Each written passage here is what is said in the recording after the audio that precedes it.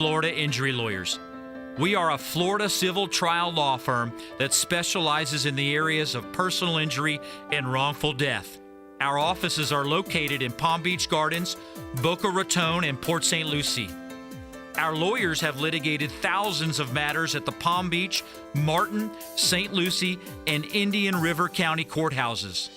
Our lawyers, paralegals, and other numerous members of our legal team live in Palm Beach County and Treasure Coast cities and towns such as West Palm Beach, Port St. Lucie, Lake Worth, Palm Beach Gardens, Palm City, Jupiter, and others just like you and your families. We are a statewide recognized law firm, but it is your community and your families that we live and associate with on a daily basis. Our most satisfying achievement is when we know that our legal power has helped a fellow member of our Palm Beach County and Treasure Coast community secure a fair and just huge result. If you've been injured, the lawyers at Smithball, Baez, and Prather will help. Call us at 500-HELP, 500-HELP. With Smithball, Baez, and Prather, help is just a local phone call away. Offices Palm Beach Gardens, Boca Raton, and Port St. Lucie. Tired of your sports commentary sounding like it's been crafted by a toaster with a thesaurus? Say no to AI Sports Radio. Hi, this is Evan Cohen, and nothing beats the thrill of hearing a real human fumble their words live on air. Say goodbye to the robotic boredom and hello to the chaos of human error with ESPN 106.3. Now, it's time for a little R&R. Ball into the bucket, lays it up and in. Live in the Anajar and Levine Accident Attorney Studios, this is Russo and Rizzo on ESPN 106.3. This team is going to be tough when they finally get it together. Sit back and relax. Let Russo and Rizzo take you home. Oh, mercy! Light him up, Colin! Just when you think the Heat fans have enough, they're moved on from the Jimmy Butler situation. Goodbye and good riddance. Leave it to Jimmy in a play-in situation for a team that needs the game. Have 38-7-6 and 3 steals. Jimmy Butler, that is, for the Golden State Warriors yesterday in the play-in tournament. The play-in, essentially, against the Memphis Grizzlies. Warriors locked up the 7 seed. Jimmy's back in the playoffs as a low seed. Dangerous for everybody else. And the Miami Heat fans got to be sick. It's Russo and Rizzo on ESPN 106.3 with Colin Russo, Mike Rizzo, and Christian Catt. Right here on ESPN 106.3, streaming live on YouTube, Facebook, and Twitter/X at ESPN West Palm. Next 2 hours with us on a beautiful April the 16th, 2025 in South Florida. We're live from the City Place Studios in downtown West Palm Beach. And Warriors played their play-in game yesterday against the Grizzlies. Grizzlies put up a good fight. The game started at 10 o'clock, which is an absolute disgrace to actual sports fans. I don't understand how the Orlando game doesn't start at 6 and the other start at 9. But the game ends at 1 in the morning. And the Warriors ended out triumphant. And Jimmy Butler put on a show, as did Steph Curry. And off the backs of those two, which is going to be, you're going to see a whole lot of if the Warriors make a little bit of a run here in the postseason, that they are able to. They were 0-3 in the play-in coming in, and now they finally got a win. They're set at the 7 seed. They're taking on Houston, and I wonder for the Heat fan who is probably over the Jimmy Butler getting shipped out at the trade deadline to Golden State 2.5 months ago, 2 months ago. I got to imagine that they're over it, but part of me thinks that seeing this perspective, Jimmy Butler in a big spot in a huge market, on a good team, playing meaningful playoff minutes and playing great playoff minutes when the whole argument that he was too old has got to drive them crazy. Yeah, and you look at him and you go, wow, he could help this current Miami Heat team. Now, I think current Miami Heat fans are stuck between a rock and a hard place in the sense of, do you rebuild or do you try to capitalize on a mediocre roster? I think you should be trying to rebuild. So my personal kind of opinion on this is, yeah, it stinks to see him ball out with another team, but you're at different points of your, I'd say, of your career, right? Jimmy Butler's at a point of his career he wants to compete for championships. That was never going to happen in Miami. And especially with how ugly things ended. Like, Colin, we were all sick of the Jimmy Butler saga to the point where I was refusing to even talk about it because the Heat and Butler just needed to move on. So I understand that there's a sense of, look at that, Jimmy doing what he did with the Heat for years, balling out in the play-in tournament and probably going on a run. But you got to put things in perspective and put things in reality. I don't. If you're a Heat fan, I don't think you should be playing the card of, poor us. That's my 2 cents. I don't think you should be playing that card. You should be playing the card of, you're in the play-in tournament this year, and we got new horizons, hopefully with Pat Riley and Eric Spoelstra. You don't think that there's an issue? No, just because of how ugly it ended. You needed to Right, get rid of it. but that was avoidable in a lot of ways. Was it? You sign him. You give him a contract.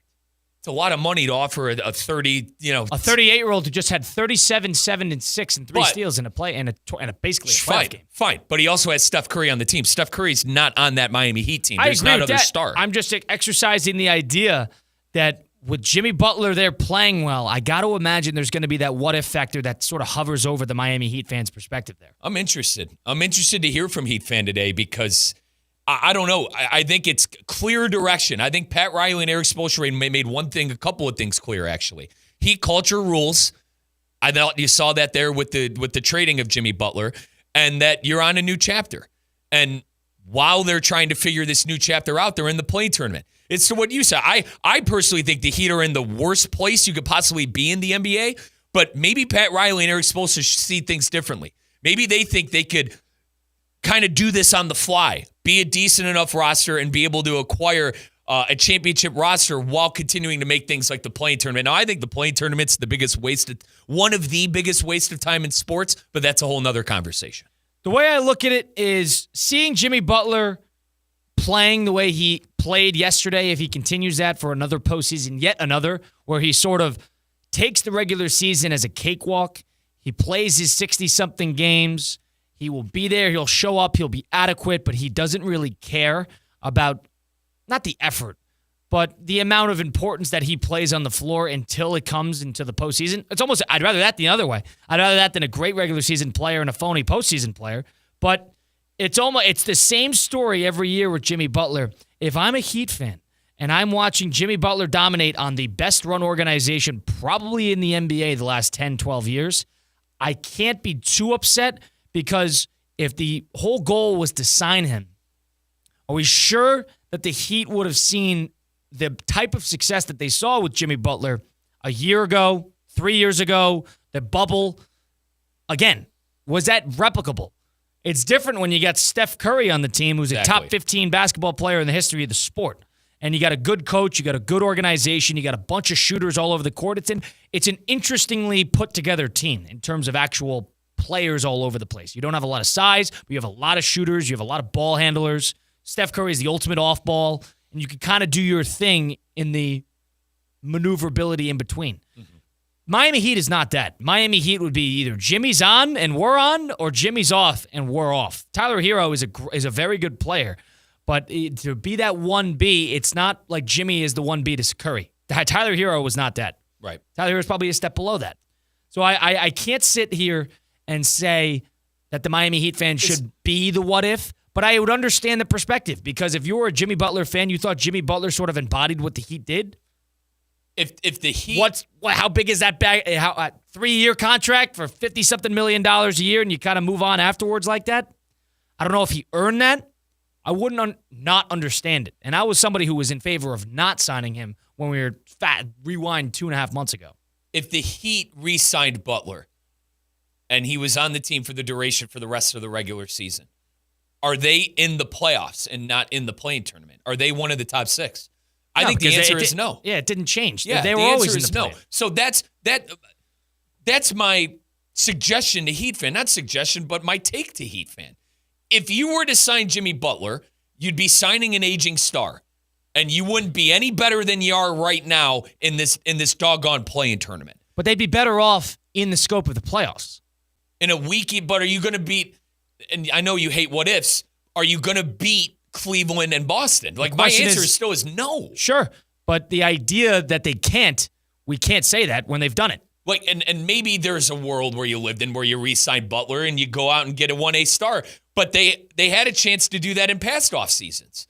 And I've got on Riley and I got on Spoelstra. Hey, you didn't try to take advantage of a prime Jimmy Butler on your roster and you didn't go out and get that 1A star, because that's not the way the Heat do things. I understand all those things. But I think it's foolish for a Heat fan to look and go, oh, Jimmy's having all this success, it could be us. Because no, it can't be you. It can't. That Golden State team is built completely different than you are. They have one of the top 10 players in NBA history on their roster who still has a lot left in the tank. You can't compare yourself to Golden State. You can't. I'm not saying they should, but it's him. It's Jimmy Butler, 40 points efficiently. Who's to say he couldn't have done that for Miami? I'm not saying they should look back, but that tumultuous ending, the terrible relationship between the franchise and the player, after seeing that, it's just got to be a little salt in the wound. Now, whether it's scar tissue or not remains to be seen, but the Heat fan is always going to remember what Jimmy Butler was capable of in the playoffs for that team, but more importantly, the opportunities that they were given because of Jimmy Butler's exemplary play in the postseason. They had finals opportunities. Teams that had no business with NBA finals opportunities getting finals opportunities. I'll agree with that. And you can't say they did have business because they were the 8th seed in the play-in basically both times. This was because they were a postseason rising team with a great coach. Isn't Jimmy to blame as well? Yes, of course. I blame Jimmy more than I blame Riley. You're on the other side of this. I blame Jimmy more than I blame Riley. Because he handled that like a I think both of them were very. Both of them were very. Two immature. very stubborn. Is that fair? I thought Riley didn't give enough rope for a possible fix, and I don't think Jimmy Butler gave any rope at all for a possible fix. So you had two guys that are very hard, that were very nonetheless stuck in their ways, hard-headed, and how they wanted things. Jimmy wanted to get paid, and Pat Riley couldn't believe the way Butler was acting in practices and such. So, and I will say fair play to Riley for standing by his conviction, right? Would Butler help in a playoff run this year? Yes, but at the same time, hey, we do things a specific way, and Jimmy, you've done things the right way for a long time with us, but now you're getting off the beaten path, and it's probably time to move on. I guess if you're going to center this back onto the Heat, if Jimmy Butler goes on if they win that first round series, if they beat Houston, and all of a sudden they're one of the last 4 teams remaining in the Western Conference, they're favored to win that, according to our friends at Hard Rock Bet, by the way. Favored, fine. They still got to beat them.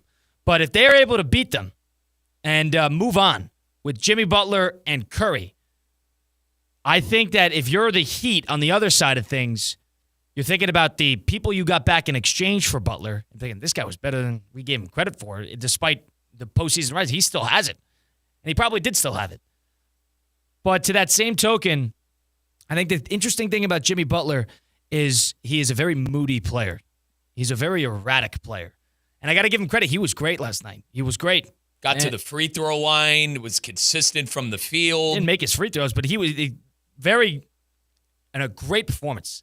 And it was him and Curry and basically nothing else. And that was Curry playing with a bad thumb, too. That team's going to be dangerous because there's something about a postseason riser and the value that they bring to an NBA team because he kind of gets the best out of everybody. Mm-hmm. I think that's dangerous. And Green was the facilitator of all of it. Guy had 10 assists and 3 steals last night. Always been.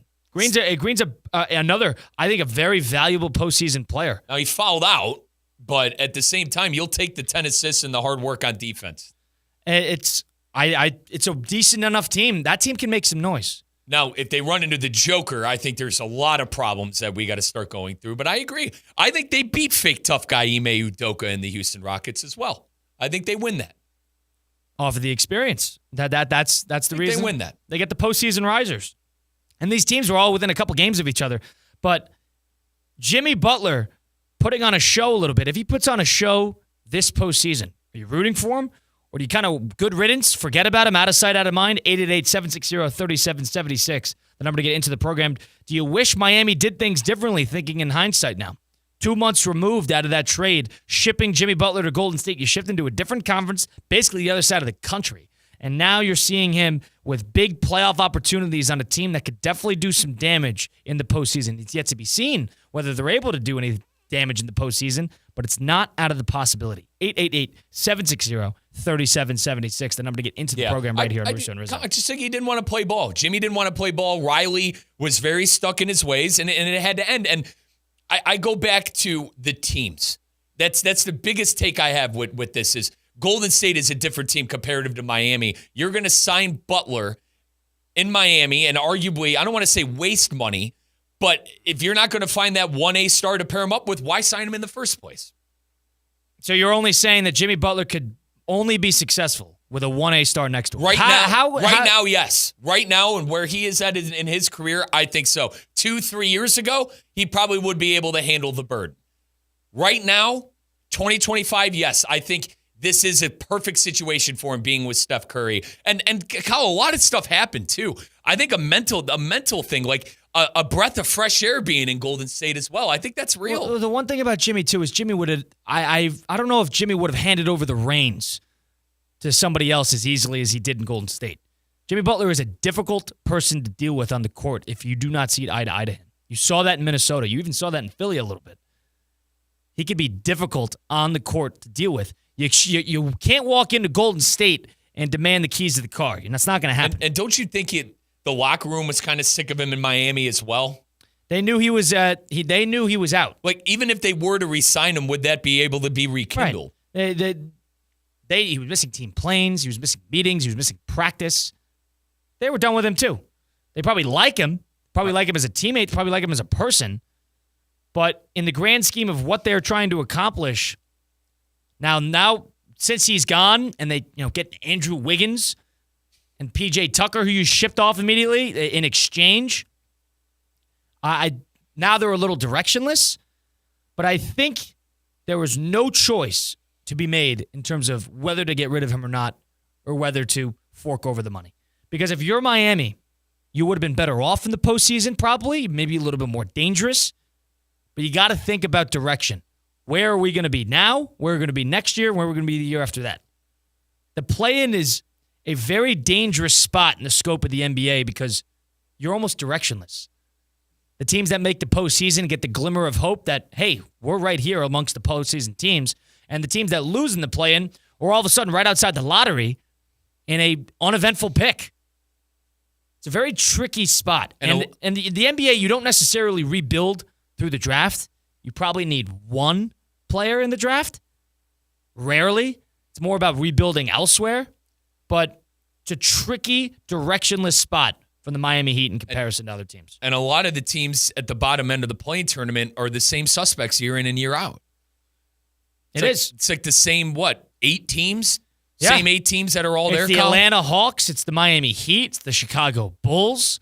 The Grizzlies, the Warriors are right there, but they got Curry. Right. And then once Curry hangs up the shoes, then you're going to have different conversations about putting together a good team without Bob Myers. And to your point, Curry and the Warriors are allowed to coast like that because they have quality that'll maybe be able to get them over a 2 seed like the Rockets. And they're also a good team in a very good conference. It's hard to compare.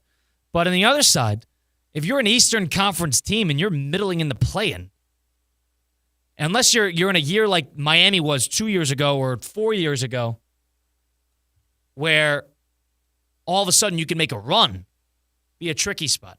Kevin in Lake Worth joins Russo and Rizzo right now on ESPN 106.3. Kevin, hello. What's going on? Kev. Hey, guys. So one of the questions you're asking with Jimmy Butler, I'm personally rooting for him. Even though it was as bad as you could get when he left, he still gave us 4 years that if we don't have Jimmy Butler, we're not even close to that, right? And to Jimmy's credit, I've always been this guy that has always been on the franchise's side. I was on the side of not paying Dwayne Wade. I've actually been trying to trade Tyler Hero for the last 4 years now. But I look at the Jimmy situation. I say this guy did this with undrafted guys, with 2A, 2B players that are just not that good, and he was able to get us to a finals, and we just never were able to capitalize on getting that that whale, that whether that be Damian Lillard, even though we did what we could for it, we just were never able to get the guy. And some of it was because we didn't want to give up Tyler Hero. So Jimmy coming back and saying, well, with these guys, I'm doing everything and I'm bringing us to finals, I need to get paid. I understood it. But when it comes to the direction, what I would do personally is, one, I'm having my fingers crossed that we win the lottery and we can get Cooper Flagg. Yeah, okay. Let's go to number 2. What's option B? Number two is I go to whoever does win the lottery, and I say, hey, this all-star, first-time all-star that we just had, Tyler Hero, hey, this U.S. Olympian DPOY player of the year or DPOY candidate every single year, Bam Adebayo, hey, this number 8 pick that we have, and basically just choose a third and a fourth player that you want, and we want the number 1 pick. Because we're not getting anywhere with Bam. We're not getting anywhere with Tyler Hero. Bam, if he was our 4th best player, that's a very good team. Bam as our best player or second best player is where we're at now. So I would blow it up. I would go get the one player in this draft that really suits Heat culture with how he plays defense, his intensity, and the sky's the limit with Cooper Flagg. That's what I would do. So option A is win the lottery and get Cooper Flagg, and option B is trade up in the lottery and get Cooper Flagg. That's the only answer here? Yep, that is the direction. All right, Kev, let me ask you this. Now, are you fine with the way they're doing things right now? Kind of trying to do a rebuild on the fly, still being competitive, and trying to figure things out as they go. You listen enough, Kevin. I know your take on on the Heat. It's the worst place to be. Do you agree with that? That right now where the Heat are with no directional 1A star and making the play-in and not having a high chance at getting your guy Cooper Flagg, isn't this one of the worst places to be? 1,000%. I say with every sport, if you are not competing for a title, then you need to be the worst that you can possibly be in order to get high draft picks to then compete for titles. Being in this middle ground where basically we're the Atlanta Hawks for the last 30, 40 years for their entire franchise, being the play-in every single year is not where you want to be. You got to be the worst to be able to be the best. I have the same thing with the Dolphins. I want them to blow it up all the way up, because if we're in this middle ground, we're nowhere. So that's where, again, if a team really likes Tyler Hero and Bam Adebayo and Jovic and Jaquez and they're picking number 1, great. You can have all of these guys and our number 8 pick. We just want that number 1 pick. Now, will a team do that? Probably not. Maybe San Antonio, because they already have their Wemby and they are kind of ready to compete. Maybe if they won the lottery, that could be somebody that would be like, yeah, all right, well, actually, yeah, Bam with Wemby and Tyler Hero being that scorer next to De'Aaron Fox and Castle, it makes sense. But, yeah, I mean, we're in this spot where I have to basically hope and pray that we win the lotto, and I never like to be there. Appreciate the call, Kevin. Thank you for tuning in. 888-760-3776. Sounds like Kevin's not rooting for the Heat tonight. He wants them to win the lottery. Now, the one thing that Kevin said that I disagree with is he said that you kind of have to be the worst to be the best. How many examples are there of that? How many examples where that was the case? Well, Cleveland, they landed on a gold mine in LeBron. They still didn't figure out the first time around. we were terrible. Excuse me. The Cavs were terrible for years, and it netted them Garland and Mobley, and then ultimately trading for Donovan Mitchell. The Thunder for a little bit were terrible. And the Thunder made a trade. They made a trade to get Gilgeous-Alexander. They got rid of the Paul George and Russell Westbrook experiment, and then they got Gilgeous-Alexander in there. This is not the NFL draft where all of a sudden if you fall on Joe Burrow, your outlook turns around. Very rarely does that work. Didn't work for the Pelicans and Anthony Davis. Zion. I mean, and it didn't work for Zion. Very rarely does that actually work. It's not the NBA is not but you need one amazing young player away from getting there. But you need a 1A star, and you could find a 1A star within the draft lottery. More often than not in the first round, these guys stink. I understand that point as well. But like if you can't get a free agent, if you can't get someone to come in on a free and to pay him some money, when I mean a free, by the way, in free agency, and you can't get him to come to your team, you got to get him through the draft. Let's call it for what it is. Cleveland and Oklahoma City probably aren't the greatest destinations ever, but they drafted well, and they were able to maneuver around trades after drafting their core of players. So I don't necessarily agree with you, Colin, but I do see your point of just because you're terrible doesn't it doesn't work. It doesn't work all that often. Doesn't. And look at the Sixers, right? What was it? Trust the process. They got Fultz and Simmons, and it didn't work. It was bad, but I understand. I think his Wolves got Anthony Edwards. There's something to that. And then they made a trade to get Gobert. They already had Towns there. It took them 2 first overall picks to get there. I think Kev's big point, the 1A stars, you got to be high up in the lottery if you're not going to do it through free agency. And I think there's less guarantee in free agency than there is in getting a young player within the draft. Look at Dallas. I know they traded him, Kyle, but Dallas got Luka, changed the whole complexion of their roster for the next couple of years. But he was 5th overall pick. Yeah, I understand. Sometimes that was a surefire, knock it out of the park pick. It is not as common as you think. I would say the teams that are hanging around the lottery tend to be around the lottery every single year. Why is that? Because a lot of these guys do not work out. And I'm not saying Cooper Flagg is not going to work out, but all of a sudden, if you're kind of banking on the lottery year in and year out, and all of a sudden you get unlucky with number 4, you make a bad pick at a defensive high-end player, it doesn't work. I understand both sides here. In terms of the direction of the Miami Heat, I, too, would probably try to ship Alf Hero. I'd probably try to rid myself of that contract and allow yourself to be in position to get somebody else, whether it's a big-time star trying to get dumped off or whatever that will be. But I cannot rely on the draft year in and year out. It's not reliable enough. But I understand, Kevin, Heat fans that are upset that they didn't get rid of Hero in the first place. Well, they've been trying to get rid of him, but nobody wants to take on the contract, trying to find a right place for him. Unless they ship him for Andrew Wiggins, then how many options do they really have? You look like the team that is dumping off instead of the team trying to capitalize and the other team dumping off. They need to dump off. OKC was trying to dump off the Paul George trade. They ended up pulling off one of the great trades in NBA history, getting rid of Paul George, getting Gilgeous-Alexander, about 1,000 picks on top of that. They need to be the team that is acquiring a dump off. I don't think it needs to be the other way around. That is not Miami. And you know what? Weirdly enough, the Clippers ended up figuring it out. It took Kawhi Leonard to get there. And Paul George to be shipped out of town. That was a terrible trade that they were able to kind of rebrand off of. That's a testament to Lawrence Frank and how he runs his teams. It's not as common as you think. The Atlanta Hawks, they just had the number 1 overall pick. I know it takes a couple of years for this to figure out. The Wizards, they're right back in there. Charlotte, how many great picks have they had? 3rd overall here, 2nd overall there. The Cooper Flagg thing is interesting, though, because all those players and and I agree, but no team that gets that flag pick is trading it. That's where I was going, Kyle.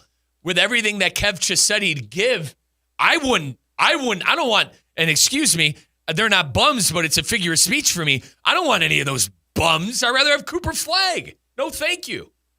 Give me the next big thing in the NBA. Now, Zion was the next big thing. It didn't pan out. Sometimes it doesn't pan out, but I have a feeling Cooper Flagg is.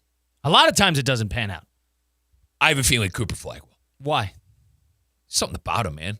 You believe there was something about Zion. Do you believe the physical specimen that Zion was kind of, now looking back at it, he still is a physical specimen. Hindsight 2020, it was like too good to be true. Do you believe in aura, Kyle? What? An aura of a person? Do you believe in aura? You're buying into the aura of Cooper Flagg. That's why you're okay. I am. Okay. I'm buying into the aura of Cooper Flagg. All right. That kid's got. There's your breakdown. That kid's got the aura. We got to talk to Chris Swager, the Kaiser University athletic director, a little later on in the program. Open up the phone lines. Miami Heat direction. Where does it go from here? Are you even rooting for them? Tonight, 888-760-3776 as they take on Chicago in the play-in on the NBA playoff side of things with the actual first round tipping off on Saturday. 888-760-3776, number to get into Russo and Rizzo. Continuing on here, right here, we take time out. Live from the Anajar and Levine Accident Attorney Studios. Anajar and Levine Accident Attorneys. Call 1-800-747-FREE. This is ESPN 106.3. Good people. Steele Dorsey. May the force be with you.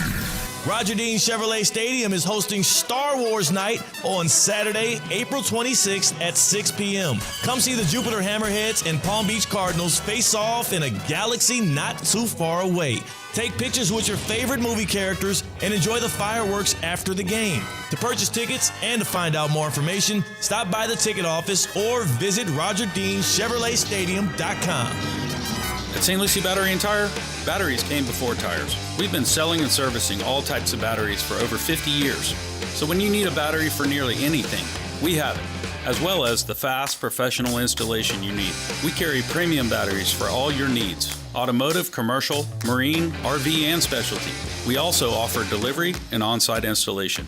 serving our customers quality products for over 50 years in the home of honest, reliable service.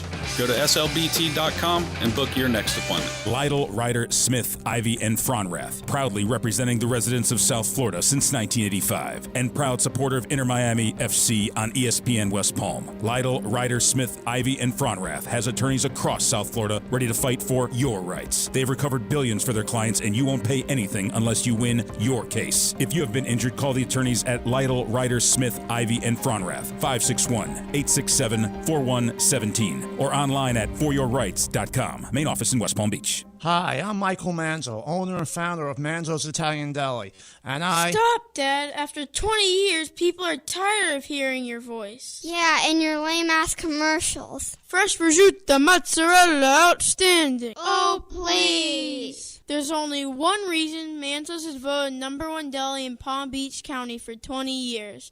Our mother. She makes sure you prepare everything from scratch using only the freshest ingredients. Manzo's Italian Deli is located on Palm Beach Lakes Boulevard, right next to Rain Dancers. Is that a strip club? No, it's a steakhouse. Manzo's is open weekdays from 8 to 5 and offers free delivery. So stop by or call 697-9411. That's 697-9411. we also specialize in hot and cold catering for corporate functions and special events.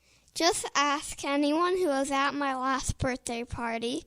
Improve your golf game fast at the all-new Kaiser University Golf Coaching Center. The Kaiser University Golf Coaching Center has the facilities, tools, and coaching you need. Enjoy the best facilities in the area with an expansive chipping and putting area, practice bunkers, a huge putting green, plus a 2,000 square foot indoor training area with 3 hitting bays, cutting-edge analysis technology, and more. The Kaiser University Golf Coaching Center in the heart of Palm Beach County off I-95 and the Turnpike. Find out more at KaiserGolfCenter.com.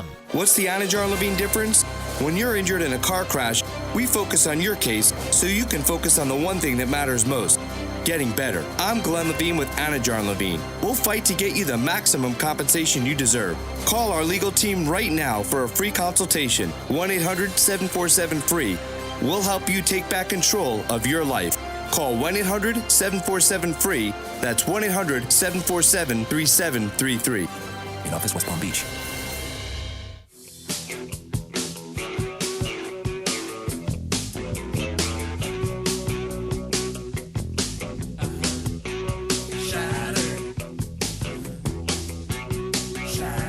Let's get back to the Anajar and Levine Accident Attorney Studios. This is Russo and Rizzo on ESPN 106.3. Been a car accident, truck accident, suffered a slip and fall. My friends Mark Anajar and Glenn Levine over at Anajar and Levine Accident Attorneys, the type to fight for you. They don't charge you unless you win. They work tirelessly to get you the maximum compensation that you deserve. They're the best in the business for a reason. Don't settle for just any attorney. Demand Anajar and Levine today because that's what they offer. All it takes is one phone call to take back control of your life right now. Don't wait. Call for that free consultation today. That's 1-800-747-FREE. 1-800-747-3733. Take back control now with Anajar and Levine. Colin Russo, Mike Rizzo, Christian Cat with you from the City Play Studios in downtown West Palm Beach. Joined by friend of show, local legend, Kaiser University Athletic Director Chris Swager. Let's have some fun here. It's time to Ask the AD with Kaiser University Athletic Director Chris Swager. It's time to Ask the AD. Kaiser University Athletic Director Chris Swager joins Russo and Rizzo to talk all things college sports, the latest on Kaiser athletics and more. Ask the AD is presented by Kaiser Seahawks Athletics. Learn more at KUSeahawks.com. Chris, appreciate you giving us the time. How you doing today? I'm doing great. Great time of year for us. Amen. All right, so tell us what's going on. We haven't talked to you in a couple weeks here. What's the latest on Kaiser University Athletics? Spring regular season is getting ready to wrap up. So right now, going into conference, we've got women's lacrosse. They're the #1 seed overall. They won the conference championship. Shocker. Men's lacrosse was co-champ. They actually play at home on Saturday in a quarterfinal game. It was a 3-way tie, and it went to how do they goals allowed. Goals allowed. That was a tiebreaker? Yep. Okay. So they lost out. Men's tennis was co-champ in the 1 seed. They won the tiebreaker there. Women's tennis outright conference champ, #1 seed. Flag football is our 2 seed in the conference tournament. Golf's getting ready to go to conference. They don't have necessarily seeding, but men's golf is #1 in the country. Women's golf is #2, so good chance to to win there. And then baseball and softball are getting ready to wrap up. They're both in contention for the 2 seed, depending on how the next couple weeks go. So if it's a spring sport at Kaiser University, they're in the mix for a championship. They are, yeah. That's what I'm hearing. And then track and field, indoor men finished 13. And so there's a couple different events in outdoor. So we're hoping to have a top 10 finish there and have the women go out there and have a strong showing. So. All right. That's wow. Like, a lot of good things. Yeah, shocker. Kaiser University is doing well in sports.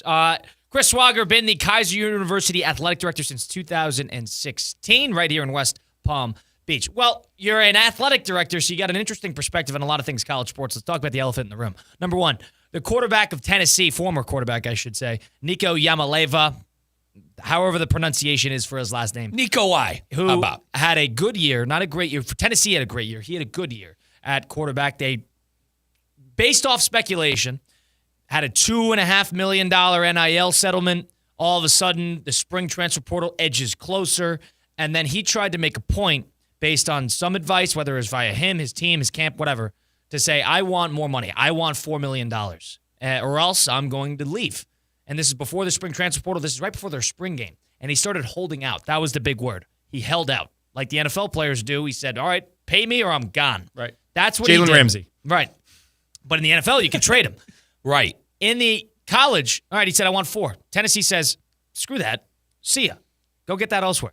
And they dismiss him essentially or allow him. Right. We're not going to have you back. Right. This, to me, has turned into a little bit of a political in the scope of college sports. He's a little bit of a political vehicle in terms of the players versus coaches here. Give me your initial reaction to how this whole saga is kind of. Well, I think you also have to look at the history. So I don't know if it was 6 to 8 months ago, but Tennessee, one of the higher ups, the senator or whatever, or the governor, I don't even remember, but he went in front of, fought for him. Like at first, it wasn't something that was going to be allowed in the state. He went out on a limb, fought for this individual player, not everyone, but him specifically, got this approved. So I think there's a little bad blood there as well, as far as, hey, I went out to bat for you and you did this. Yep. I think it's the evil side of it. I mean, the part that I don't like about the whole thing, including the transfer portal, is this happens every day to kids. So we hear about the kids that do make a lot of money and do get good deals and land on good teams. You know, a player from a mid-major who ends up going to a Division I FBS and cashing out, right? What we don't hear about is the hundreds and thousands of kids who have an opportunity, full ride, go in the portal, get bad advice, and lose out on that. Right. So I think this is kind of highlighting it now in the NIL era, what happens in the transfer portal, which is someone gave this kid advice. Who knows? Maybe another team came to the table and said, we will offer it. I don't know who that would have been because I think the name Tulane doesn't have $4 million. Chris, what happened, how Tennessee found out was Dan Lanning, head coach of the Ducks, told Hupel, the head coach of Tennessee, hey, your boy's looking for more money. Yeah. So do you feel bad for the kid? I guess. But at the same time, how bad do you feel for someone who had $2.4 million and decided to hold out? Yeah, right. And you also could argue, is it warranted? I don't know what the market is now for SEC second-year quarterback, but it doesn't seem like Tennessee is worried right now. Yeah, I agree. I think they're probably happy with the amount of money that he's going to get elsewhere. It's interesting because in the winter transfer portal, in the initial transfer portal, he'd probably go into the transfer portal. He'd probably get $4 million somewhere. He probably would. But I don't think he's worth it. I think he's an overrated player myself, but I think he'd probably get that somewhere. Yeah. Spring transfer portal, the crop is a little tighter. Everybody sort of has their teams. It's a little late to add the most important position on the field. I think this has turned into, a lot of ways, UNC pulled themselves out of the running for him, right? And they have the money. Tulane, of course, was floated. UCLA is still floated. Who knows what's going to happen there? I think this has turned into, this kid is getting a bad beat in terms of timing and finding a right home. But I also think teams saw this as a little bit of a bigger scoped picture that, hey, good for Tennessee for saying we're not going to get strong-armed. Right. Well, again, because he's setting a precedent to other players thinking that, all right, I could just strong-arm teams to get more money after we agree to my initial one, or else I'm going to leave every 5 seconds. Right. Well, and I'm not happy that the kid doesn't have a home and doesn't have money. So, but what I am saying is I do think it highlights what happens all the time in the transfer portal that people don't see, which is False promises. The way it's set up doesn't help the large majority of college athletes. For every one or two that get a good deal and move up, there are thousands that lose out on opportunities that they did have, and it's unfortunate. The interesting thing, and we'll see how all this plays out, but the interesting thing to me is, and not to switch it over because I said Ramsey, but if you're a Dolphins fan and you're upset with the way Jalen Ramsey handled it, what's going to happen in 5 years when every top player in college football is going to the table multiple times And a this season? is all they're used to. This is all they're used to. Yeah, this is all they know. And it's not end of the year. I mean, it's literally, I'm hearing stories every other week. Kids are going back in. Agents are telling them, get more money. So this is what they will do their entire college career. Then they'll go to the NFL. So why are they not going to then hold out or ask for more money every single time? I know there's contracts, but at the end of the day, this is what's going to end up happening, I feel like, just because it's becoming normalized. People are creatures of habit. If this is what you've done from the time you're 18 to 22, and it's worked out for you, every time you go to the table, someone gives you money. That's why it seems like it's team, crazy. It's a player versus team. Yeah, and I like the reference Con brings up there. It's like if someone gives them the $4 million, it's almost worst case scenario for coaches, for universities. Because what's the stop? And Nico plays a very expensive position. It's crazy that I'm saying this in college, but yes, he's a quarterback. He's going to get more money than the Joe Schmo who plays defensive back or whatever. But Chris, NIL agents, and a lot of them, in my opinion, I've met a couple of them. I quite frankly don't think they're qualified to do the things that they're doing with some of these contracts and stuff. So another kid is gonna, hey, Nico did this. Let me try to do this and get more money. And to your point, I think it's going to burn more players than it actually helps. Well, you're making it 100% transactional. That's the thing I don't like about the whole NIL the deal is, and I think I said this before, is on recruiting visits now, kids don't ask about playing style, fit, alumni support. How are you? It's all dollars. How are you helping my son or daughter after they get done with graduation? It's all about dollars and cents, which is 100% transactional, which also means you're not worth it for me. I'm going to move on. You decide to make a business decision. I make a business decision. So part of the human element of a 18, 19-year-old kid, I think, shouldn't be that way, but that's just what we've turned it into. Yeah, I know it's at the expense of a 19 to 20-year-old, but it's a 20-year-old who also, I know, is advised to go in this direction, but also made his own decision. Right. It was your decision to go into the coaches and make these demands and allow this to happen when you had enough money right there in front of you. You get greedy, and now you're getting burned. Right. I think it's honestly setting a better standard, a step forward for actually staying with the team and upholding contracts or commitments and the whole thing comparatively. So if he is the martyr in this example, then so be it. Yeah, something's got to change. There's a lot of stuff out there still that I don't even know why this can happen at this point. My second because there's no rules. Spring portal. Yeah, why is there a spring portal? That doesn't make any sense. Why is there? That is stupid. That is objectively stupid. Yeah, it is. Well, again, there's no rules. So let's say there is a window that you can't leave, and I say I want to hold out, I want more money, and they're not going to give it to me, so I'm going to go and try to play somewhere else. Then you get a lawyer to file an injunction, and then the NCAA is getting killed in the courts right now. They can't win a court case. So, I think there's people out there advising them, again, because these people are making a percentage they're making money on them. So, of course, they're going to keep telling them to do it. That's why I said, and a lot of them are qualified to even do this in the first place. Yeah, unfortunately, there's a lot of people out there giving advice to benefit themselves. And at the end of the day, I think the large majority, are there some kids that are going to benefit financially? Yes, 1,000%, and good for them. It's the thousands upon thousands that get hurt in the deal that, you got to play the percentages sometime and say, hey, it hurts more people than it helps. What are we doing? Chris Swager, the Kaiser University Athletic Director on Russo and Rizzo right now on ESPN 106.3. You mentioned players making demands. This is not something that's necessarily new. This has happened for a while. And to shift on the off-field stuff, on the money transactional side of things, I want to ask you a question about sort of on the field here, because you mentioned that players that are used to this environment in college, this will trickle into the NFL. I think you're already seeing it a little bit with how Travis Hunter has handled his last couple weeks here with the draft prospect and where he's going to go. In a week and a half, we'll know. And he's like, whatever team drafts me, and if they don't play me both ways, if they don't play me defensively and offensively, let me go 100 snaps a game, I'm done. I'm not doing this. Like, it was almost an ultimatum to the hypothetical team that has not drafted him yet to understand that these are my terms. I am not abiding to your terms. And I think that is a byproduct of how college athletes are a little bit more athlete before team, and then you get to the NFL and all of a sudden it becomes team over player. Two-pronged question. Is that a trickle-down effect that we're seeing live and in person? And number two, is that even the smart thing to do? You're not a football coach, but to play him both sides at the next level like that. I mean, personally, I don't think he could. I mean, how many NFL caliber receivers do you think he faced when he was at Colorado? Yeah, probably 3 right, or 4. and that's why I mean, in Chris, the NFL, they will go after you. Chris, I think physically you are going to be tired. They will go after you. I just don't know. Maybe for a game, maybe for half a season, but if you're talking about your career, I would assume. I mean, personally, I think you should play receiver. I think you get someone that's that dynamic, the ball as many times as you can. They're the money makers right now in the NFL. Defensively, too. I could avoid you. So if you're that dynamic, I get the ball in your hands and let you go to work. Not saying he's a better receiver or not. It's just that's what I would do. So you don't think he could do it? I think physically, it's just a different game. I mean, again, college football at Colorado. Right.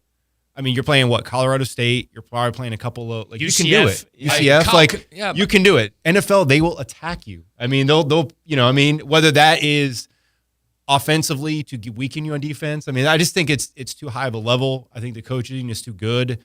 Again, could you do it in spurts? Sure, but to do it all the time? I told Colin the same exact thing yesterday. There's a big difference playing both ways in college and playing both ways in the NFL. It is a man's game, or that. Yeah, Derrick Henry here, run the sweep. It really to his side is every though. time. Like good luck. I was about to say, a man's game is probably not the right terminology, but it really is in the NFL, man. You're getting these are the best of the best. The guy on the outside is faster than you. The guy rushing the quarterback on the outside in instances is faster than you. That's what you're dealing with at the NFL. Now, is it not level. even worth the try? Yeah, my guess would be he's trying I'm to. sure college coaches had these same conversations coming in. Yeah, you did this probably. in high school. You did this against your high school. This doesn't work at the next level. I wouldn't be surprised if he's trying to figure out where he's going to land.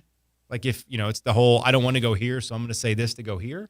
Maybe he's that confident. I mean, obviously that's why he is. Maybe he's just setting the standard. All right, that type of athlete. Yeah, this is my perspective. Maybe he wants to get a contract for a DB and a receiver combined, and and I mean it pushes the agents. Cheaper, honestly, if you could play them both. Maybe he's pushing for the contract. So you're playing 30% of the games. That's my only issue. Right. Like the wear and tear of playing both ways in the NFL is super serious. And right. Well, again, you're playing against elite athletes. It's not even could you hold up from an injury standpoint. It's when the receiver that's going across from you is an all-pro going 100% and you're at 99.9, that is still a huge difference with NFL talent. I mean, or on the other side, the DB that's up against you and you're not, you're tired. I mean, I just think at some point there's going to be a drop in production. Mm-hmm.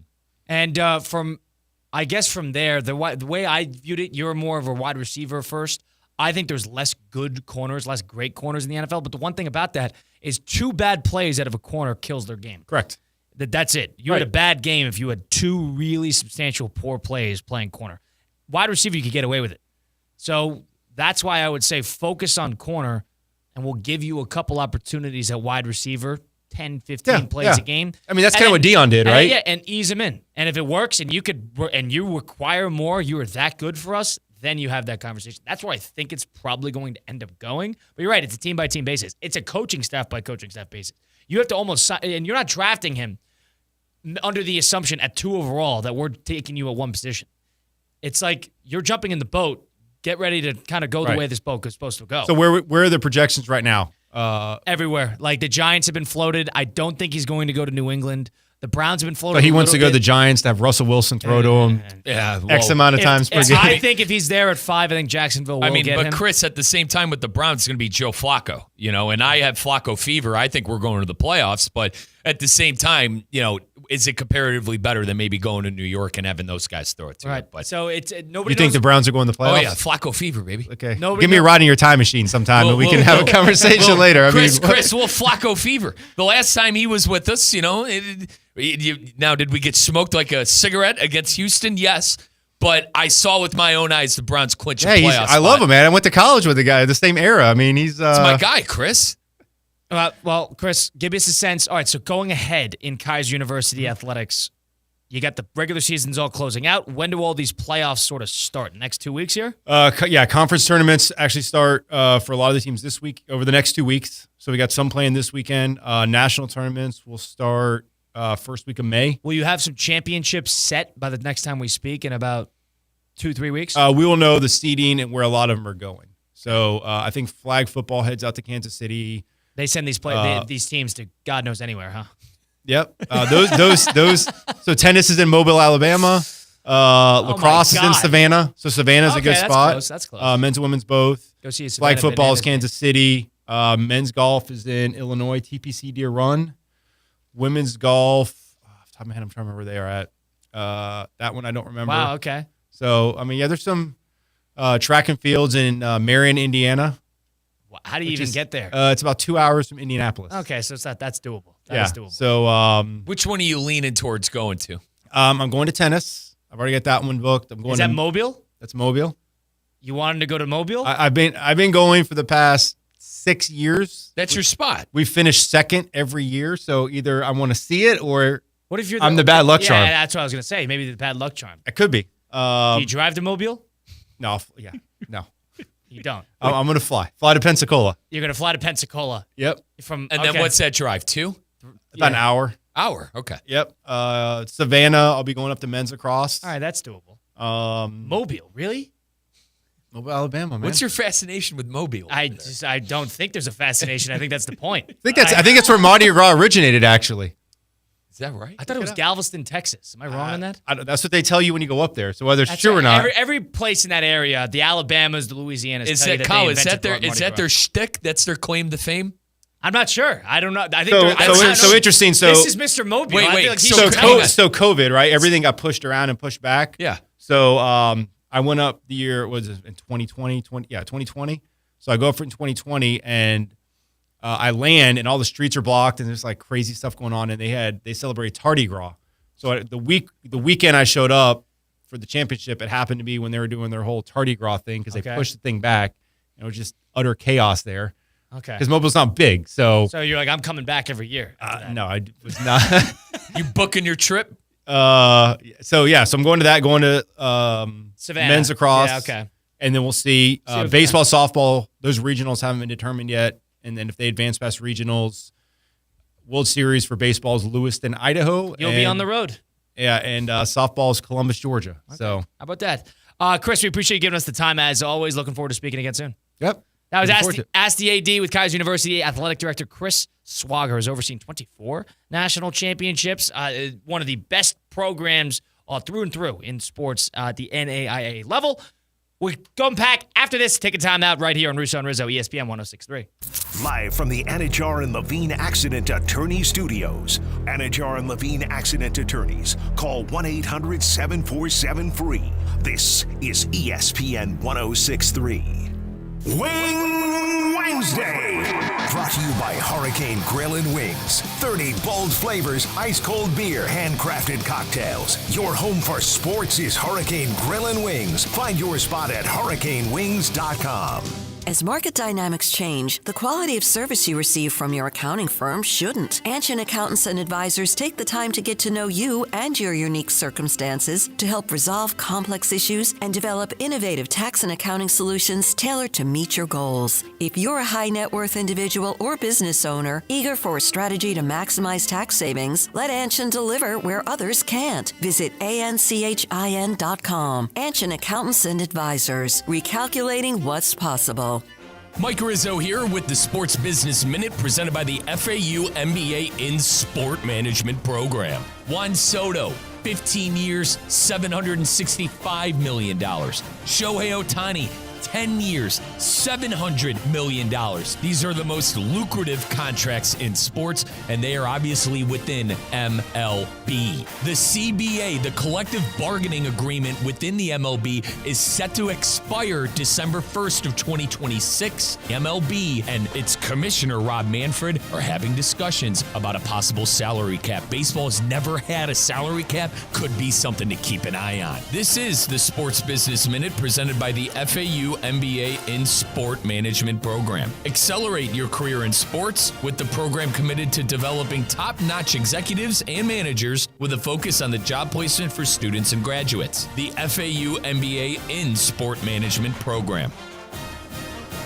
Miami, get ready for high-intensity baseball as your Marlins take on Shohei Ohtani and the World Series champion Dodgers at Lone Depot Park, May 5th through 7th. This action-packed series promises edge-of-your-seat excitement as your fish face off against the defending champs. Experience the electric atmosphere in this thrilling National League matchup. Tickets are selling fast. Secure your seats today at marlins.com/tickets.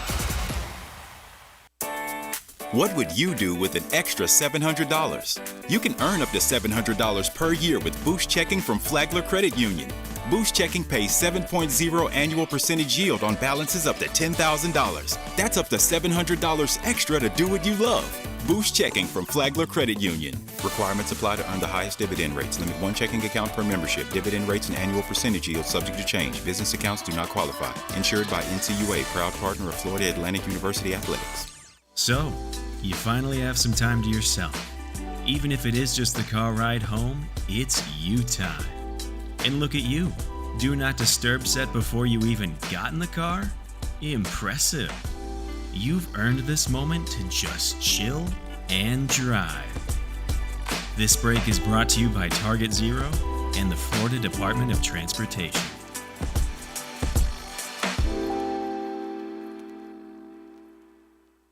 The sports calendar is heating up, and with ESPN Bet Sportsbook, you can go from checking news and stats to placing bets in just a couple of taps. Stream games, bet live, and get exclusive offers when you link your ESPN account. Right now, you can get $100 in bonus bets when you make your first $10 wager. Download the ESPN Bet app and sign up with promo code JOEQ to get started today. That's JOEQ, JOEQ. Must be 21 plus. Gambling problem? Call 1-800-GAMBLER. Terms and conditions apply. See app for details. Offer not available in New York.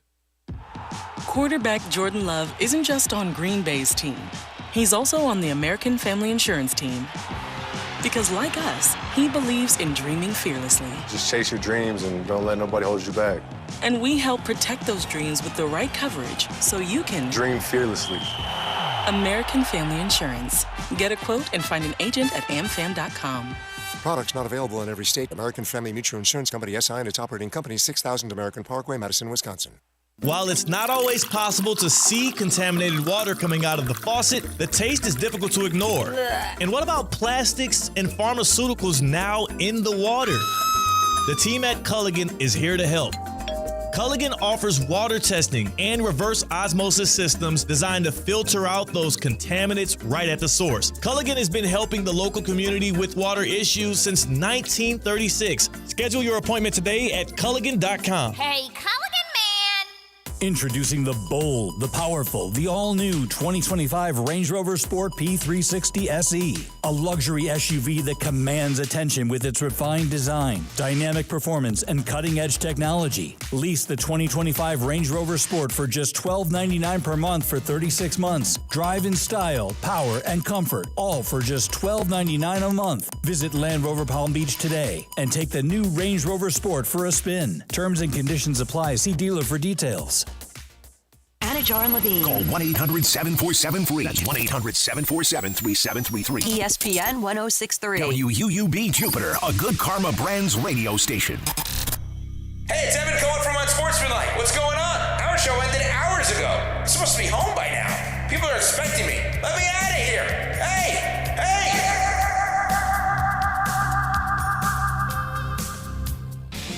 Tired of being sidelined by a sports injury? Get back in the game with Baptist Health Orthopedic Care. Whether you're a professional athlete or even a weekend warrior, you can get back to doing what you love with our compassionate orthopedic team. Experience a new level of care and get back to your best. Welcome to being treated like a pro. Make an appointment today at baptisthealth.net/ortho or call 833-556-6764. The new Spring Blizzard menu is here at DQ Grill & Chill. Cue the confetti.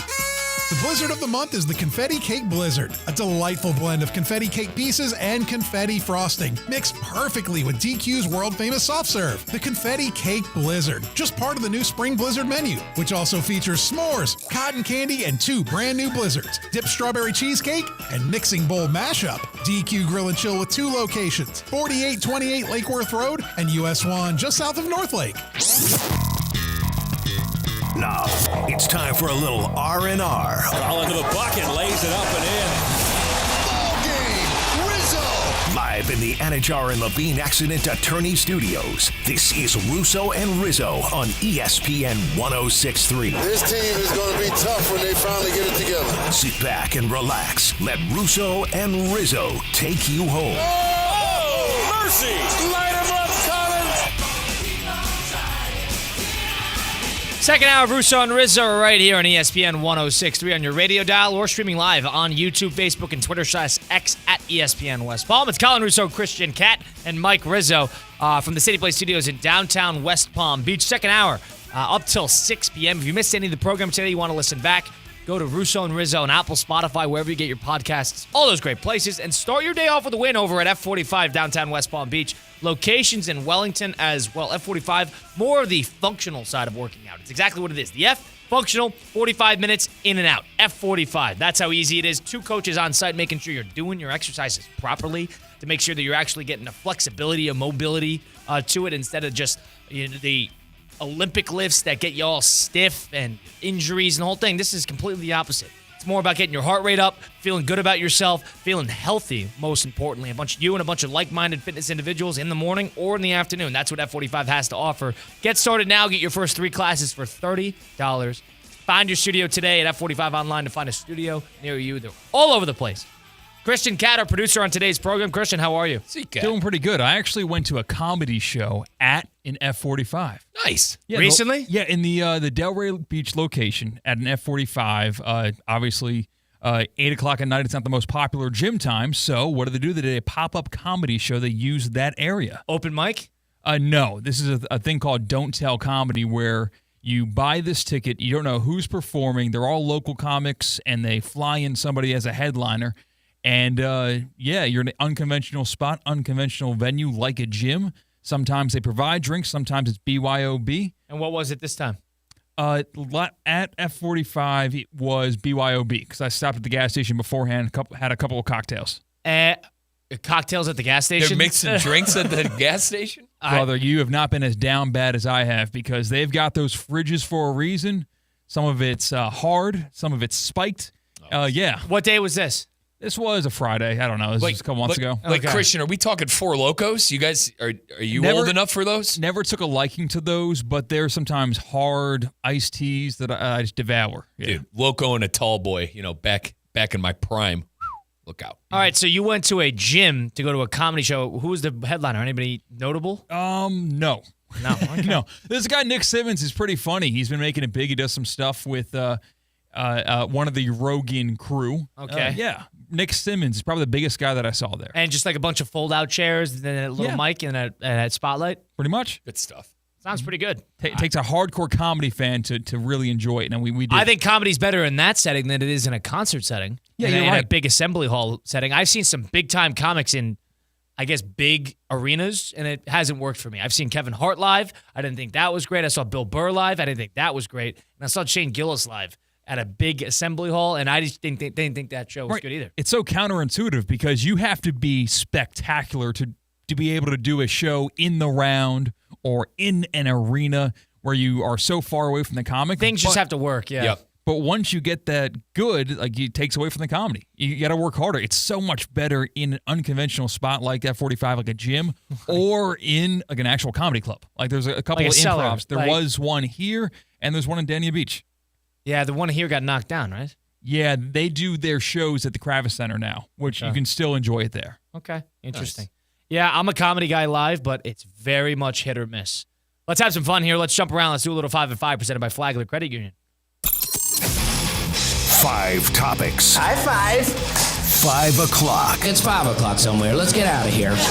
Endless takes. You can't handle the truth. All gas, no brakes. And it's shaking big time. It's time for The 5 at 5. Hold on to your butts. Presented by Flagler Credit Union, proud supporter of FAU athletics. Earn up to $700 per year with Boost Checking from Flagler Credit Union. Number 1. The Warriors, led by Steph Curry and deadline acquisition Jimmy Butler, have secured the 7th seed in the West. And according to Hard Rock Bet, they are the favorites versus the 2 seed Houston Rockets, despite just being in the play-in tournament. Are you buying the Warriors beating the Rockets in this opening round? I think that's going to be a very good series. I think that series will go 6 or 7. I think Rockets are kind of being brushed aside. Put together a good regular season. They have enough veterans on the team. But I do think that triumph and that experience will triumph. So I'd probably lean Warriors. It's a better second round if the Warriors are there. But I think that's going to be a 7-game series, or at the very least, a 6-game series. The Warriors don't match up well with basically anybody. But they have Steph Curry and Jimmy Butler. And I think those two are better than anything that Houston has. And listen, Houston's a good young and up-and-coming roster. Reminds me a lot of Oklahoma City from like 2 years ago. Now, the whole tough guy act by Ime Udoka, I could go without. They are a scrappy, savvy team that like to fight tooth and nail. I respect that about them. But Ime Udoka talking crap to Steph Curry, I think the old karma is knocking on Ime Udoka's door, and he's about to pay up. Give me the Warriors. I'll go Warriors in 6. Gotta say, you have a couple of teams here that the casual NBA fan, such as myself, who jumps in at this time of year, I look at the Thunder, and I know SGA for a while now because I covered basketball in Oklahoma. Right. And I don't know anything about the Rockets. Jalen Green, they got a lot of solid young players from the roster. Sorry, from the draft. Sengun took it the next step, and he's their good big. I guess what I'm getting at here is the NBA's got a reputation where the regular season does not matter, and you should only tune in for the postseason. If the Thunder, with one of the greatest, if not the greatest, regular season of all time, if they falter, if they do not come through in the playoffs, and the same with the Rockets, who are the 2 seed in the West, if they don't show us something in the playoffs, they're going to be forgotten about. The NBA has a real problem because you are validating the fact that these 2 teams are essentially tryhards at recess, which is the regular season, and then when the big boys come to play, the actual champions that have hoisted that trophy before come to play come playoff time, then they just fade away into nothing. I'd also raise you the fact that the NBA does not want the Rockets to move on. Correct. And to that point, Christian, that you're laughing, but dude, it's the truth. They don't. That's real. Brother, I promise you, they don't. They rather have Steph Curry in the next round and the big star. I swear. Which is a big problem when you want your greatest team that has all the... It doesn't help. And Christian, sorry to cut you off. It does not help the regular season. The regular season's unwatchable. How do you fix it? You fix it with teams like Houston going hard night in and night out. The problem is you're not going to get LeBron and Steph and the stars to go hard night in and night out. Now, I do want to say the Rockets have like Fred VanVleet too. Like they have older players on that roster that are solid and have playoffs. Please. But VanVleet, they has that playoff experience. He's been in big series before. I think 6 games is fair. At the same time, this is the first time the Rockets have been to the playoffs. So if they don't beat Steph Curry and the Warriors, I don't see it as the worst thing ever for them specifically. I know they're the 2 seed, and I know they fought tooth and nail to get that home court, but it's not the worst thing ever. It's the first time you've been in the playoffs in how many years since James Harden? I think it's a similar situation that no one talks about in Major League Baseball, about how you have this grand, massive, in terms of amount of games, regular season, and if it's just get in and then it's a crapshoot, that's kind of a problem. If it's just get in and then the cream rise to the top in the playoffs, then you have a problem with your regular season as a whole, where I think the problems in the playoffs are Major League Baseball. But I digress. Well, okay, this is a 2-sided coin, because if the great teams all win in the postseason, then the postseason stinks. And if the bad teams win in the postseason, then the regular season stinks. I guess so. Yeah, so they've got to find a happy medium where and we're talking about the 2 seed here. That's good. So I think you guys are going to be surprised with Houston. They're deep.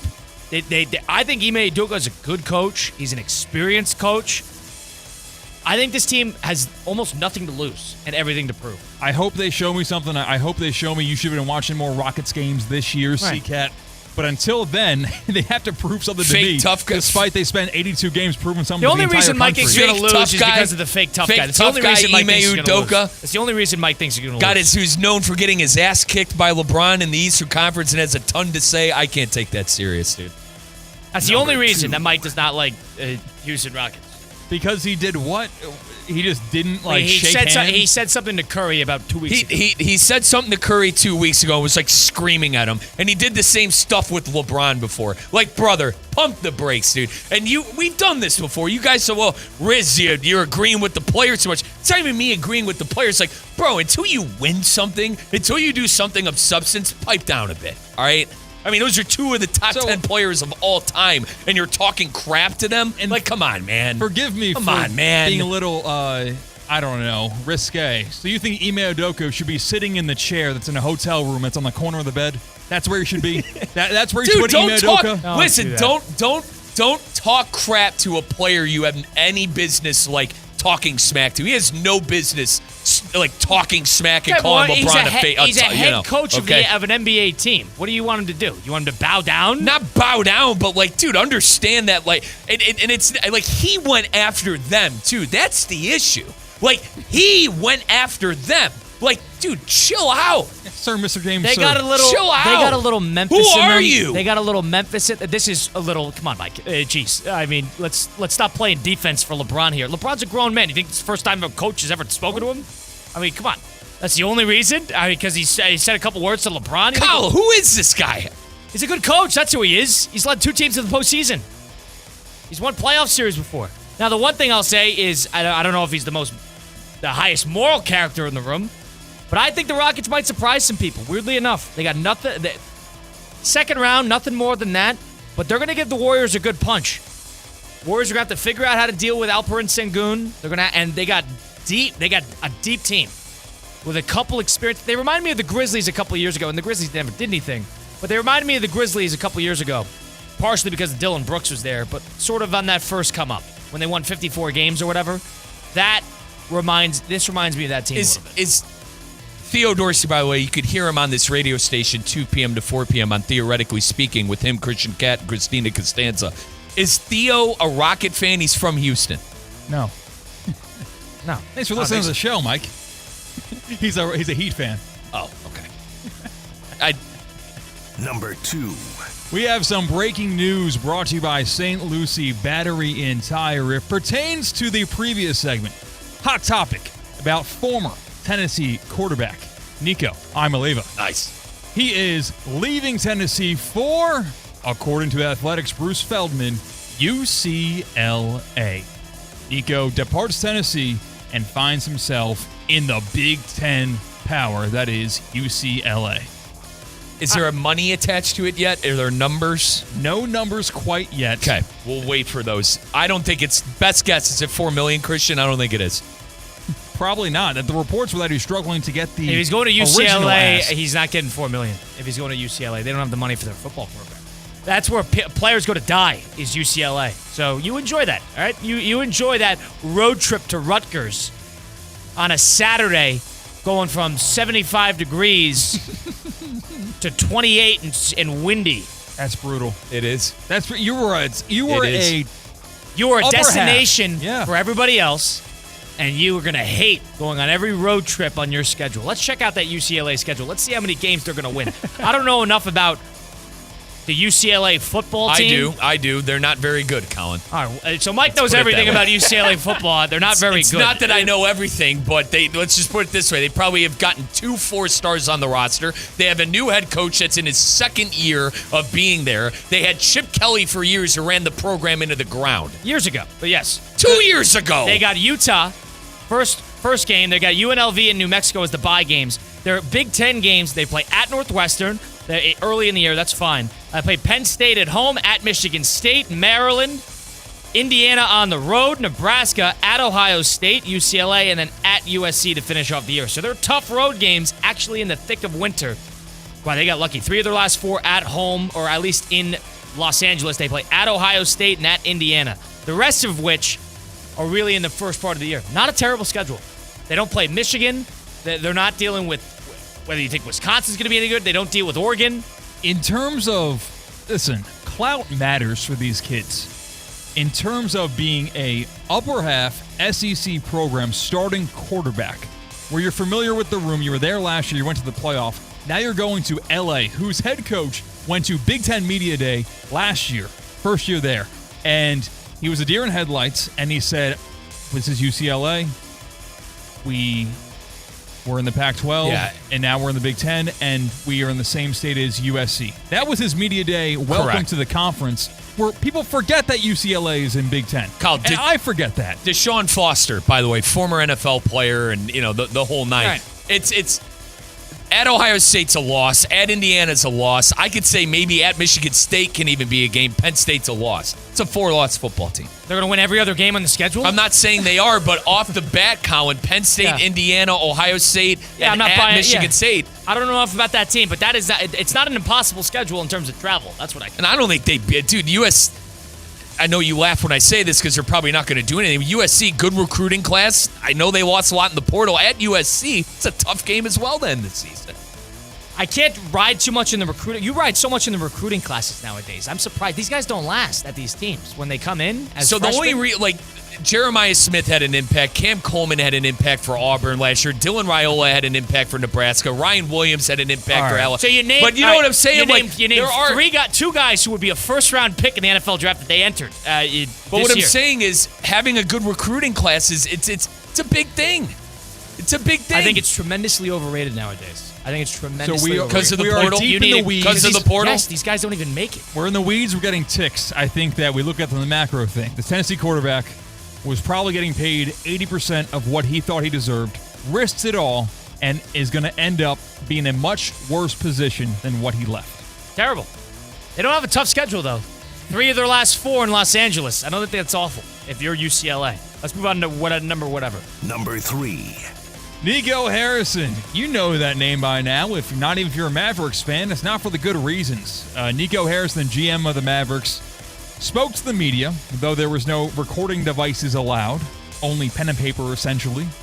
He said he has no regrets after trading Luka Doncic. Other details involved in that, talking about how he's working for the betterment of the Dallas Mavericks, not for the Mavericks fans. He also said defense wins championships. What are your thoughts on Nico Harrison's latest statements to the press? You know what's incredible? There's a great transcript online of Tim McMahon of ESPN and Nico Harrison having a sit-down where McMahon basically goes right after him, losing draft capital, trading away Luka Doncic. And you said deer in headlights earlier. A deer in headlights Nico Harrison was. Can you repeat that? You should go look this up. I can't quote it all because it's an entire... It's a Bible. It's a ledger. It's a lot. But, I mean, all Nico said is he just said, I believe in the move we made. I believe in the move we made. I am thinking about the long term. He is a puppet saying the exact same thing over and over and over again. He is the scapegoat, but he is probably protected because he's the human shield in front of the owners. But nothing what he has done in terms of speaking to the media, because he had to do it eventually, tells you that the Mavericks are in any better shape under their leadership. They are in a lot of trouble. We knew that. But Nico Harrison, in the 2 months since this has happened, has not gone to media school to figure out how to deal with this whirlwind of a terrible, you-know-what storm of a media frenzy. And if you believe in this so much, what camera's in? Face the music, right? I mean, if you're sitting there saying, we believe in what we did, it's for the betterment of the team, it's for all of that, then why are you letting a select few of media members in? Like, why aren't you opening this up to everybody who wants to cover your team and cover the event and talk about one of the biggest... Local media was allowed, I believe, right? But they were handpicked. That's the issue. That's my issue. They were handpicked, and you weren't allowed to have cameras. Why aren't we allowed to have cameras? Kyle, they weren't even allowed to... They had to... Like you said, you had to go and find the ledger. There's no audio or anything. Like, if you believe in this, Face the music. Be a man about it. That's my issue. Now, the one thing, I agree that this is a little soft to not face the media. To the flip side of it, don't you think if he opened it up to everybody, he'd have all those national insiders who are just trying to get a soundbite on him sounding off on this instead of the local media? Smarter. Instead of the local media people who actually cover the team. Fair. They get to be there and actually get the interview while other people don't. My thing is be smart enough to not fall into the trap, man. Like, of trading Luka Doncic? Of giving him a soundbite of saying something incredibly stupid. Colin, you got to face the music at some point. And maybe this is their version of facing the music. I think it's terrible.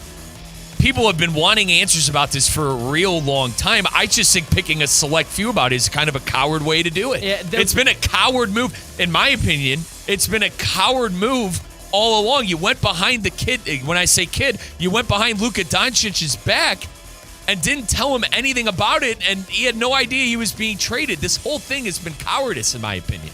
Put a lot of people in a bad spot, including the people that work for your organization. As far as I'm concerned, he is the fall man.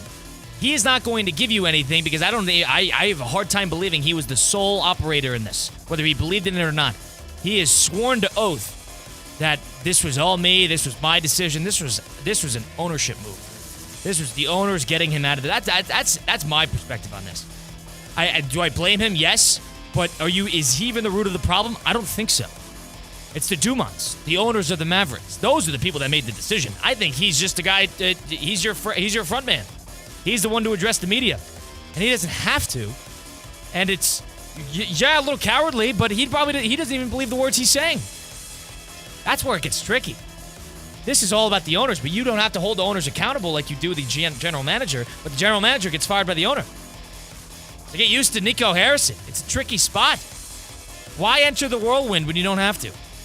Number 4.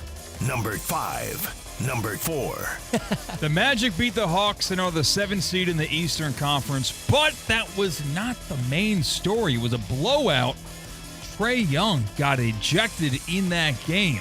What was the reaction to that happenstance? Has there been somebody who has been less eventful of a quote-unquote superstar in the NBA? He's made the playoffs 3 times in, the 8 seasons that he has played? They have been a perennial play-in team. They've had that one high of that playoff run when they beat the Knicks and the whole thing. Other than that, a whole lot of nothing. And I can't pin it all on him.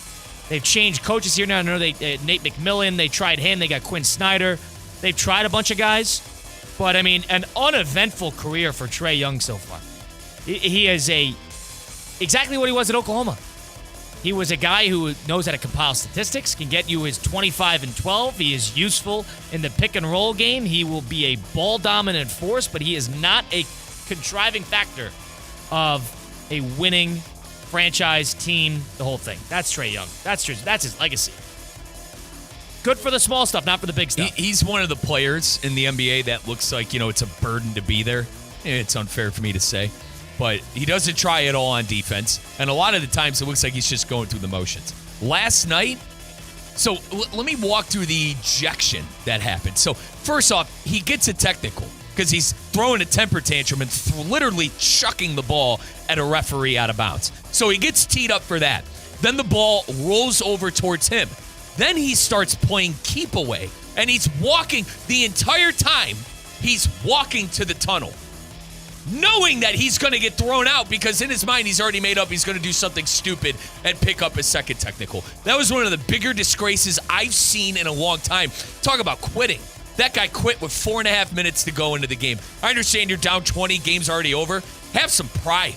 Have some pride in being an Atlanta Hawk. Finish the game out and take your team into the locker room and say, hey, let's regroup. We could still make the playoffs if we win our next game. Instead of throwing a temper tantrum, playing keep away from the referee, and walking your sorry you-know-what to the locker room. Absolute disgrace last night. Made the Hawks look bad, but when don't the Hawks look bad? When don't they? Who would want Trae Young after a situation like that?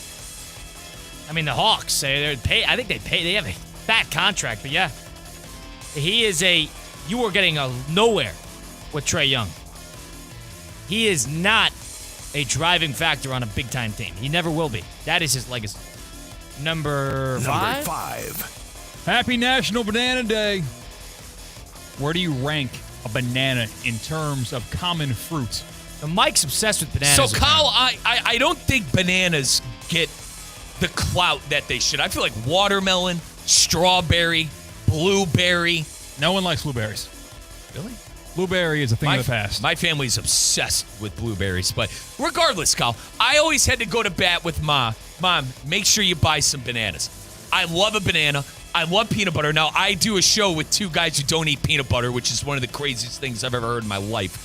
But bananas with peanut butter, unreal. Two adults. And you hang out with a bunch of other little kids? Like, you kind of grow out of peanut butter at a certain age. Not true. And another elite banana move is a banana cream pie. What a dessert. That's good. What a dessert. Banana pudding also, which is kind of in the same neighborhood. Banana pudding, I've had unreal. When we went to the Orange Bowl Food and Wine celebration at Hart, there was Christian. a special made banana pudding. Unreal. And you put the vanilla wafers in it. Yeah. I'm not under the impression that people think bananas are underrated. I don't understand. Yeah, that's why there's a leading question in here. Rizzo wrote the 5 at 5. Yeah. He wanted me to ask, are bananas an underrated They're fruit? very underrated. Underrated to who? To the I gave you. You said watermelon and strawberries. Watermelon, which are strawberries, probably blueberries. Blueberries are not more popular than bananas. It's strawberries and watermelons, which are objectively more popular. Objectively, the flavor, the whole thing. It's just objectively more popular. I would put bananas at 3, right? Is that underrated? I see bananas as low as 5. The problem with bananas is they are oftentimes the foundation of a smoothie, and they will cloud your taste buds from the other fruit that are in that smoothie. They're strong. Yeah. They're strong. Which they need it for the texture, but you get too much banana and not enough banana feel. Banana bread. My mother cooks the best banana bread There's on the so planet. much banana-associated food. But How what I'm is saying, this underrated? it doesn't get its flowers. Similar to Shohei Ohtani being, the best athlete in sports, it doesn't get its flowers. There's 4 desserts you just named that have bananas associated with it. Doesn't get its flowers as it should be comparatively to other fruit. So you don't like how there was a doll and an actress called Strawberry Shortcake? You don't like that? Why not a strawberry banana cake? Yeah, or just like Bobby Banana? And have her be blonde. There was a challenge legend called Johnny Bananas in MTV television. You're telling me Bananas is not its due diligence? Johnny Bananas was also a theoretical TV show in Entourage led by Johnny Drama in season 8. All I'm hearing is Bananas gets more love than it might deserve.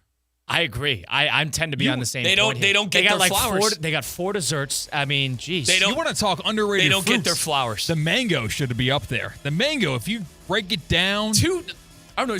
I like it. It's, it's all right. A little too tangy. No, it's the sweetest. It's got the most explosive flavor. It's always moist. But a mango should be implemented in more desserts. I still can't believe. Can we go back to the whole you guys don't like peanut butter thing? I want to say you guys are in the minority on that by far. By far that you guys don't eat peanut butter. Peanut butter is a pretty guarded food. Peanut butter allergies are as high as they've ever been. I just didn't grow up around it. We just respect. That's what we respect other people. You respect what? Other people? Yes. The 10% of the population has a peanut butter allergy? That's pretty substantial. Yeah, that means we have 3 people in the office right now. It's also just I just didn't grow up on it. When you didn't have it as a kid, I don't think you don't need to adopt it as an adult, right? Peanut butter banana is a good combination. I won't knock that. Unreal. But I'm not going to implement it in my day-to-day diet.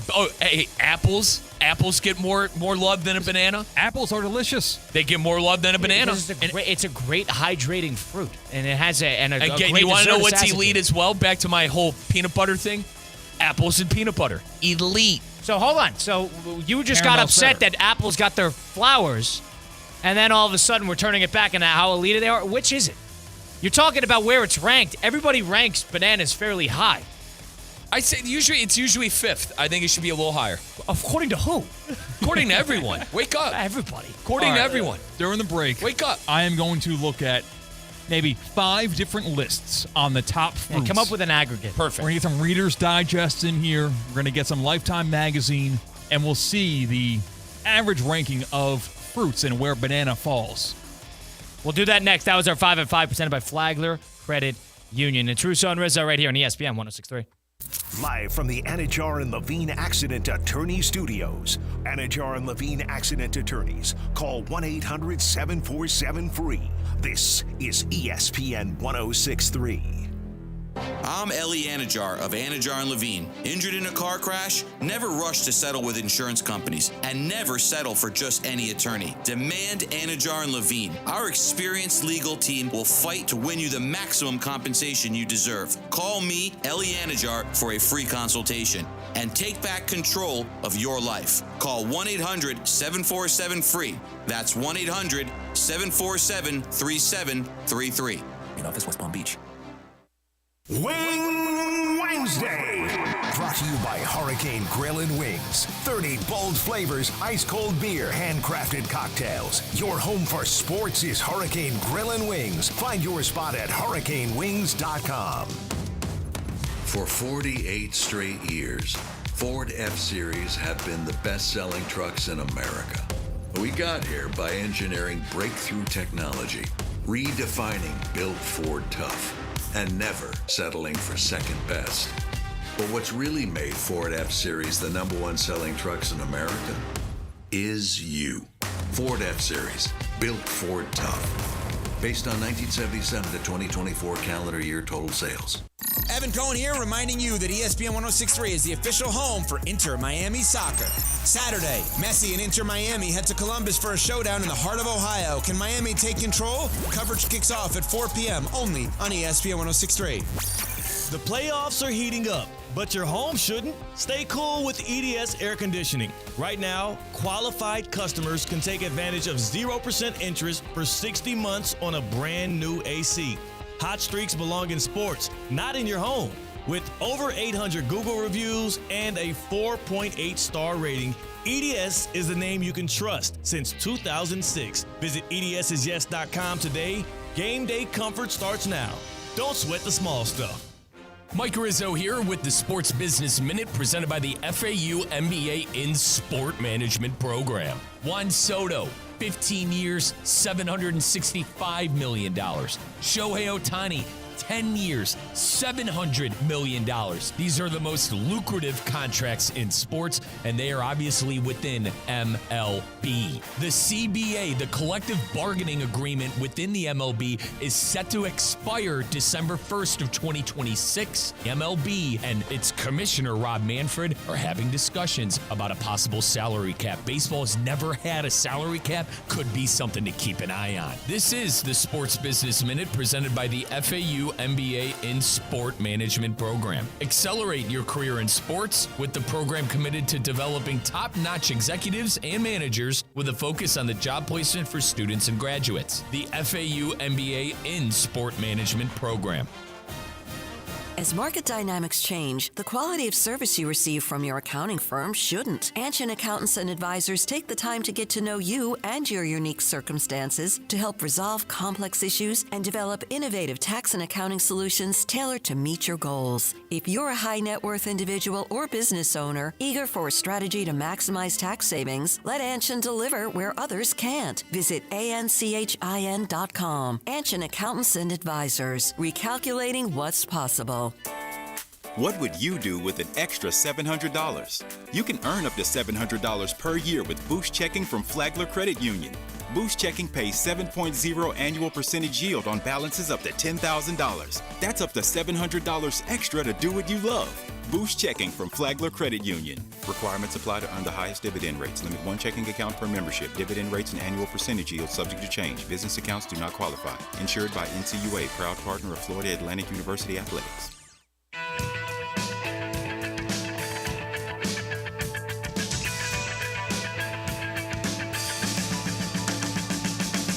Let's get back to the Anajar and Levine Accident Attorney Studios. This is Russo and Rizzo on ESPN 106.3. Russo and Rizzo, ESPN 106.3, a Wednesday, April the 16th edition of the program. Well, Mike, I'll tell you this.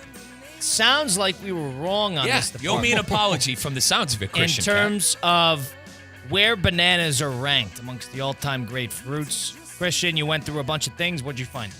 All right. I've got 8 lists in front of me. Okay. Might have counted, might be 7.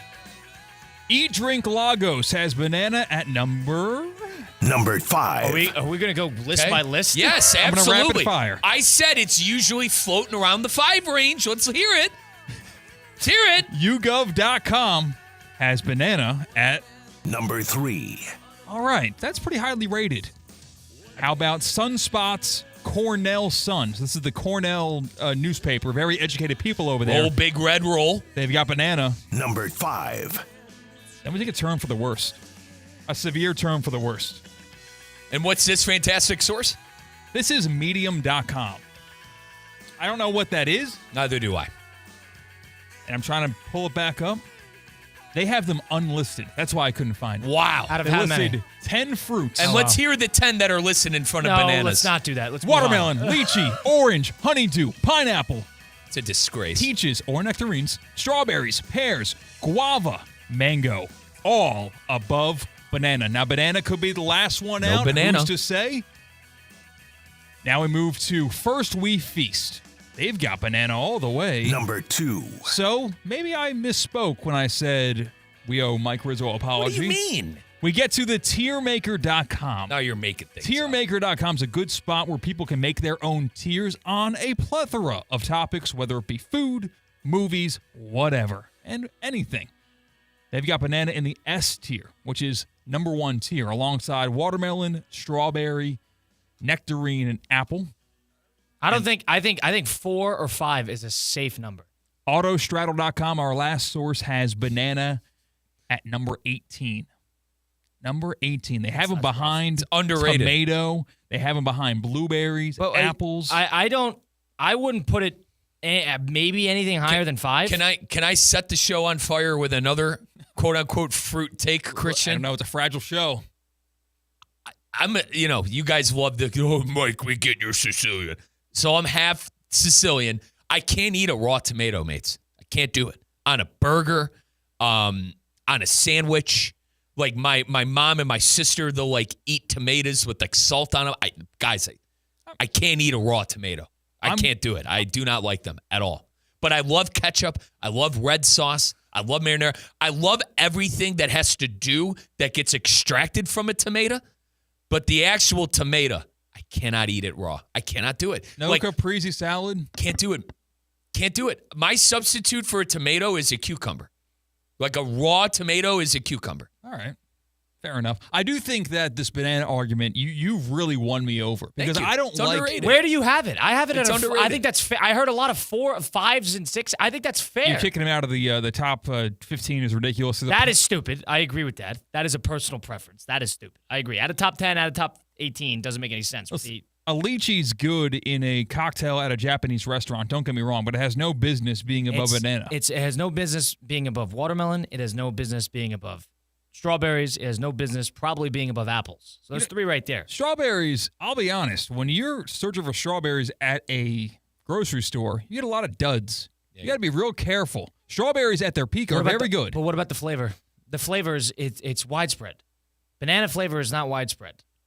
We just listed all those desserts. I don't eat raw bananas that often. I'll have them in those desserts, and I love a lot of the ones that you mentioned: banana cream pie, banana pudding, banana smoothies. Though I did criticize how it takes over, it's appreciative.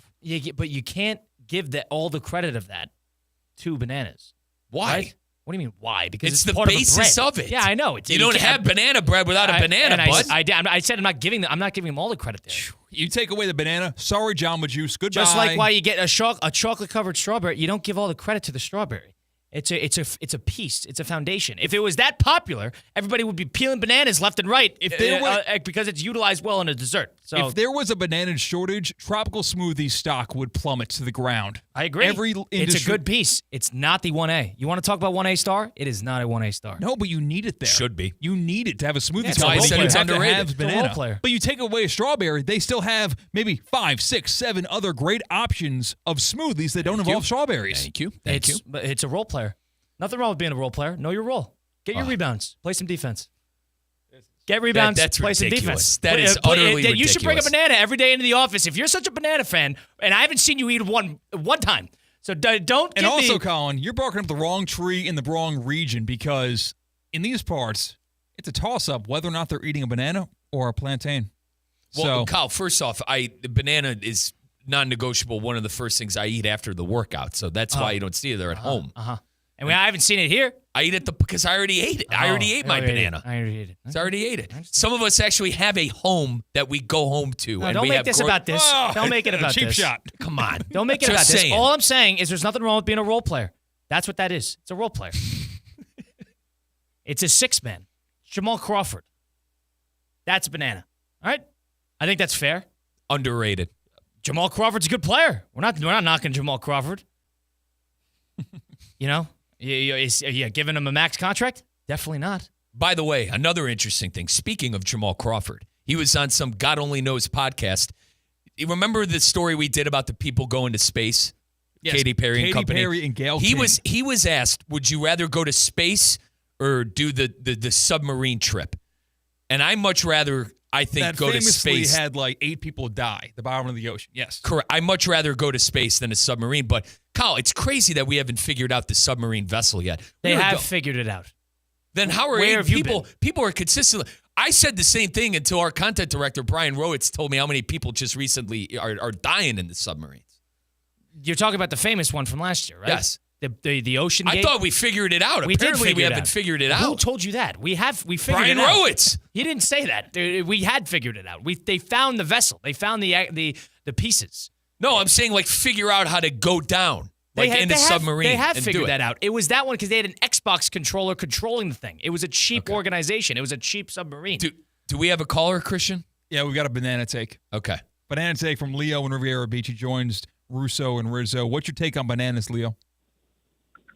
Hey, guys. Thanks for taking my call. Bananas, to me, like Russo was saying, is the glue guy of the team. Nothing wrong with that.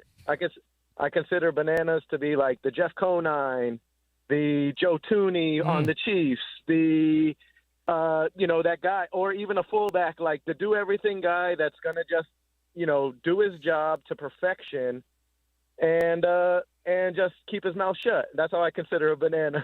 I like it. Yeah. But you're retiring that number.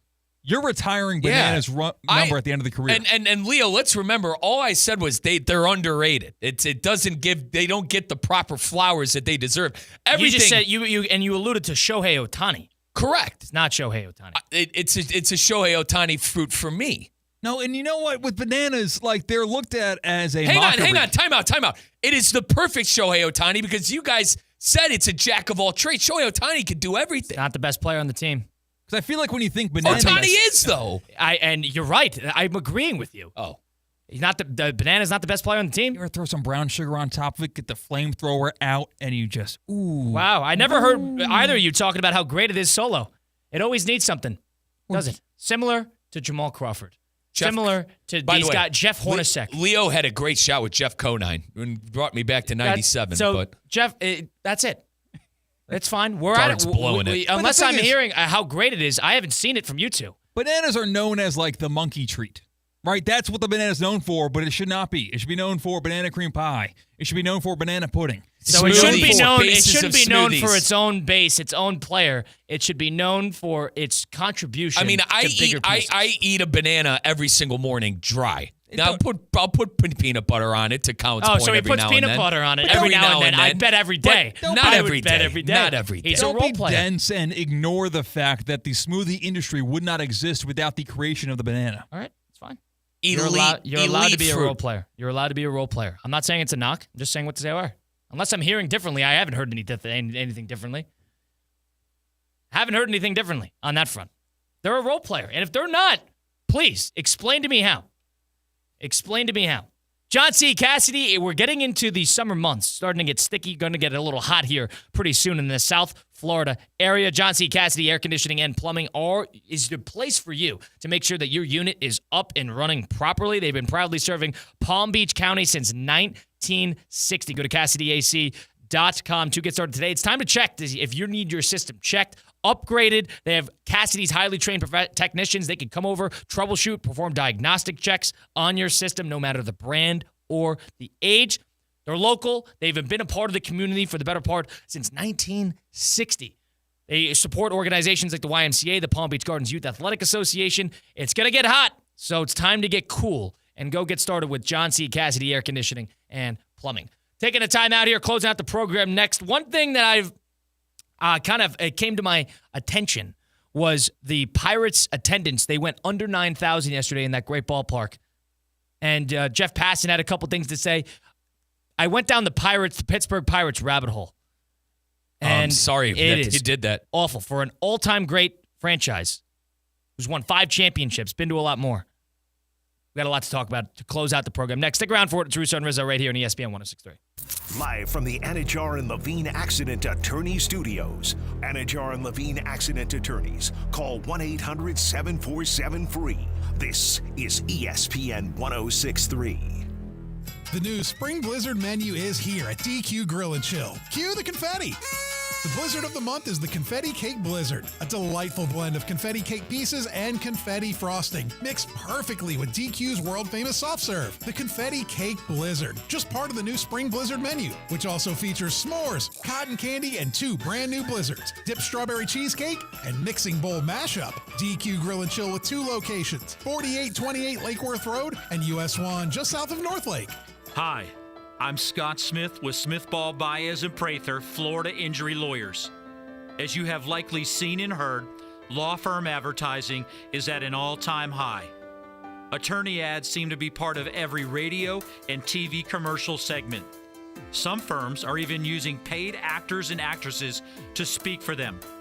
At Smith Ball Baez and Prather, we know that the decision to hire a law firm should never be based on advertisements alone.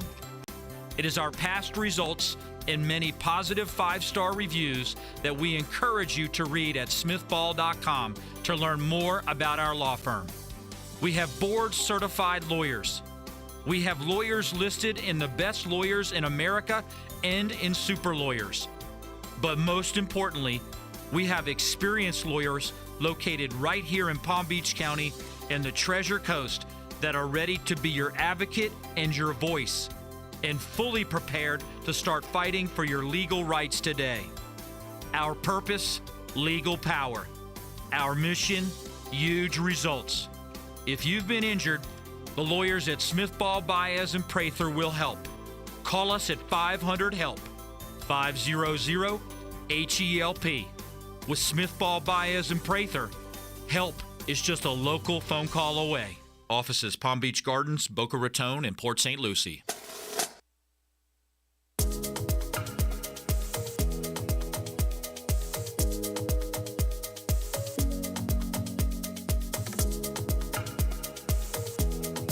Let's get back to the Anajar and Levine Accident Attorney Studios. This is Russo and Rizzo on ESPN 106.3.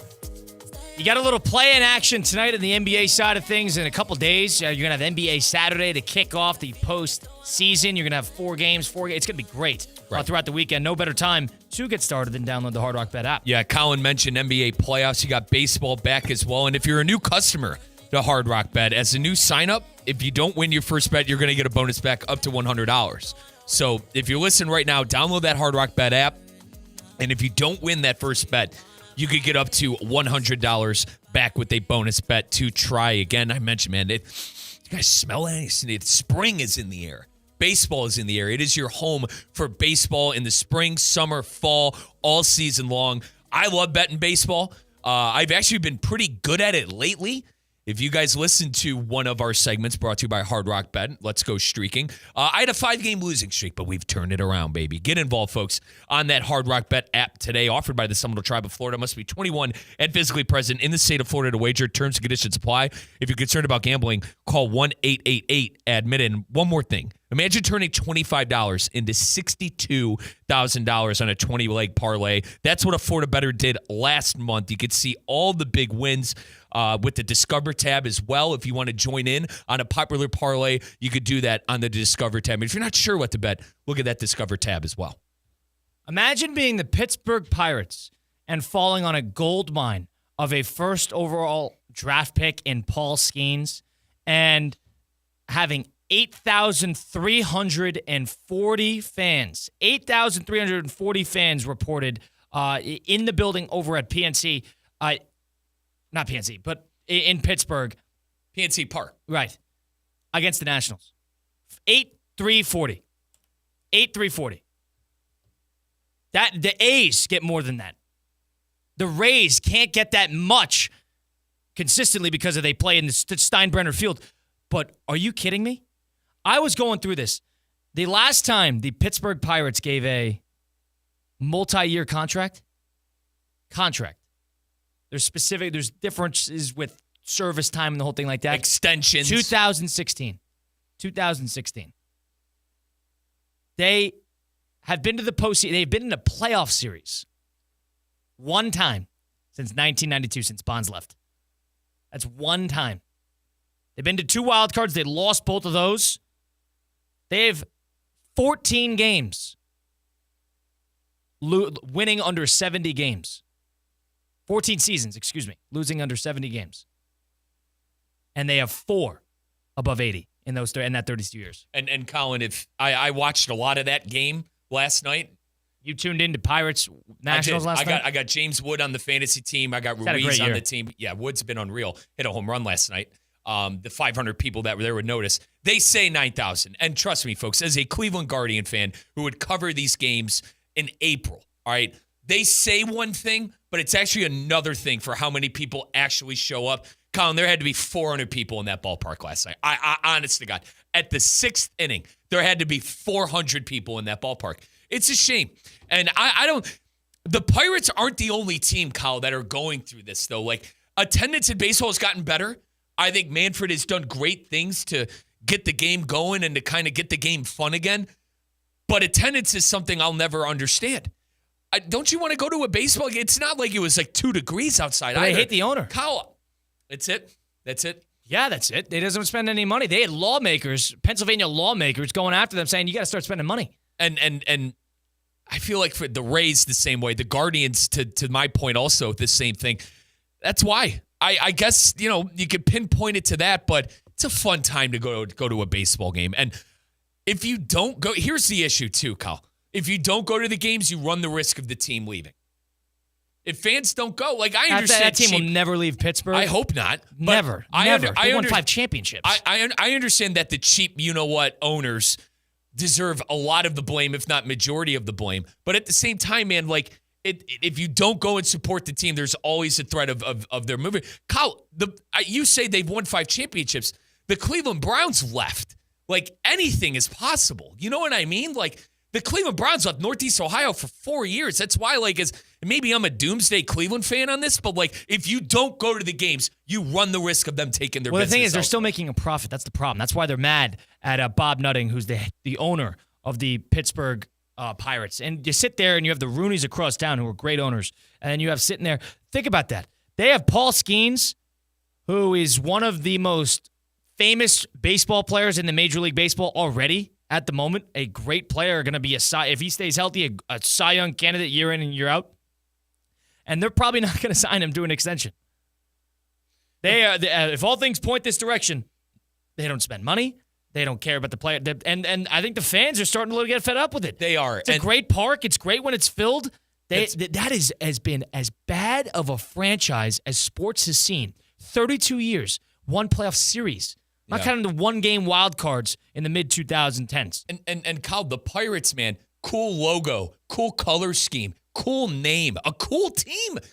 And I'm going to add another layer to this. And Kyle, I promise I won't get too far into it. They draft horrible. I mean, Henry Davis was the number 1 overall pick. He's not even batting 100. He's played multiple games this year. Brian Hayes has been, Jack Suwinski, to your point, they ran into a gold mine with Paul Skeens. But God forbid, the talent department and the scouting department's able to hit on a couple of damn players. But they don't spend any money. If you're not spending money, you better hit on your young players. That's what I'm trying to say. This is 32 years since Barry Bonds left. That has been as pathetic of a sports organization in all of major professional sports. Pathetic of an organization. You don't want to see the players they let walk, too, with the likes of Garrett Cole, honestly. Guys where you could easily have paid to have him stay in town, and you let him go. And that's a whole nother issue with baseball is the cap. Those owners there are praying for a salary cap, the next collective bargaining agreement. Neither here nor there. Well, they're praying for a cap, but they're also praying for a floor. That Pirate fan doesn't care about a cap. They care about having a floor. They have to spend money. The Pirate fan doesn't care about what the Dodgers are spending. They care about what the Pirates are not spending. They're running 40-year-old Tommy Pham, former St. Louis Cardinal Tommy Pham in right field. It's ridiculous. You cannot eke out year by year and then lose 100-something games every single year for a 30-year period. You got to feel, and Pittsburgh has the Steelers sitting right there, fine, but you got to feel for that fan. Yeah. You got to feel. That is 32 years of nothing. Now, and listen, I'll never feel bad for a Steeler fan. They haven't had a lot of success in the playoffs. Christian, Emmanuel Valdez, batting cleanup, not doing it for you? Not doing it. Emmanuel Valdez, batting cleanup. You going to go take the kids and watch him? It's as pathetic as it gets. No multi-year contracts, and now 8,000 people showing up to that great ballpark to watch Pittsburgh Get in the Pirates. car, kids. We're going to go watch Emmanuel Valdez. And there's not a lot to cleanup. do in that city. There is not a lot to do in that city. Nobody takes them seriously. Similar to the A's, similar to the Rays, they're right in that same boat. And this is a team that has 5 titles, won 2 in the 70s, and was one of the great teams in that 60s and 70s period with Clemente. Unbelievable. Closing out the program here on a Wednesday edition. We'll be back at it tomorrow, 4 to 6 p.m. right here on ESPN. Colin Russo, Mike Rizzo, Christian Cat saying so long. We'll see you tomorrow. Russo and Rizzo on ESPN 106.3.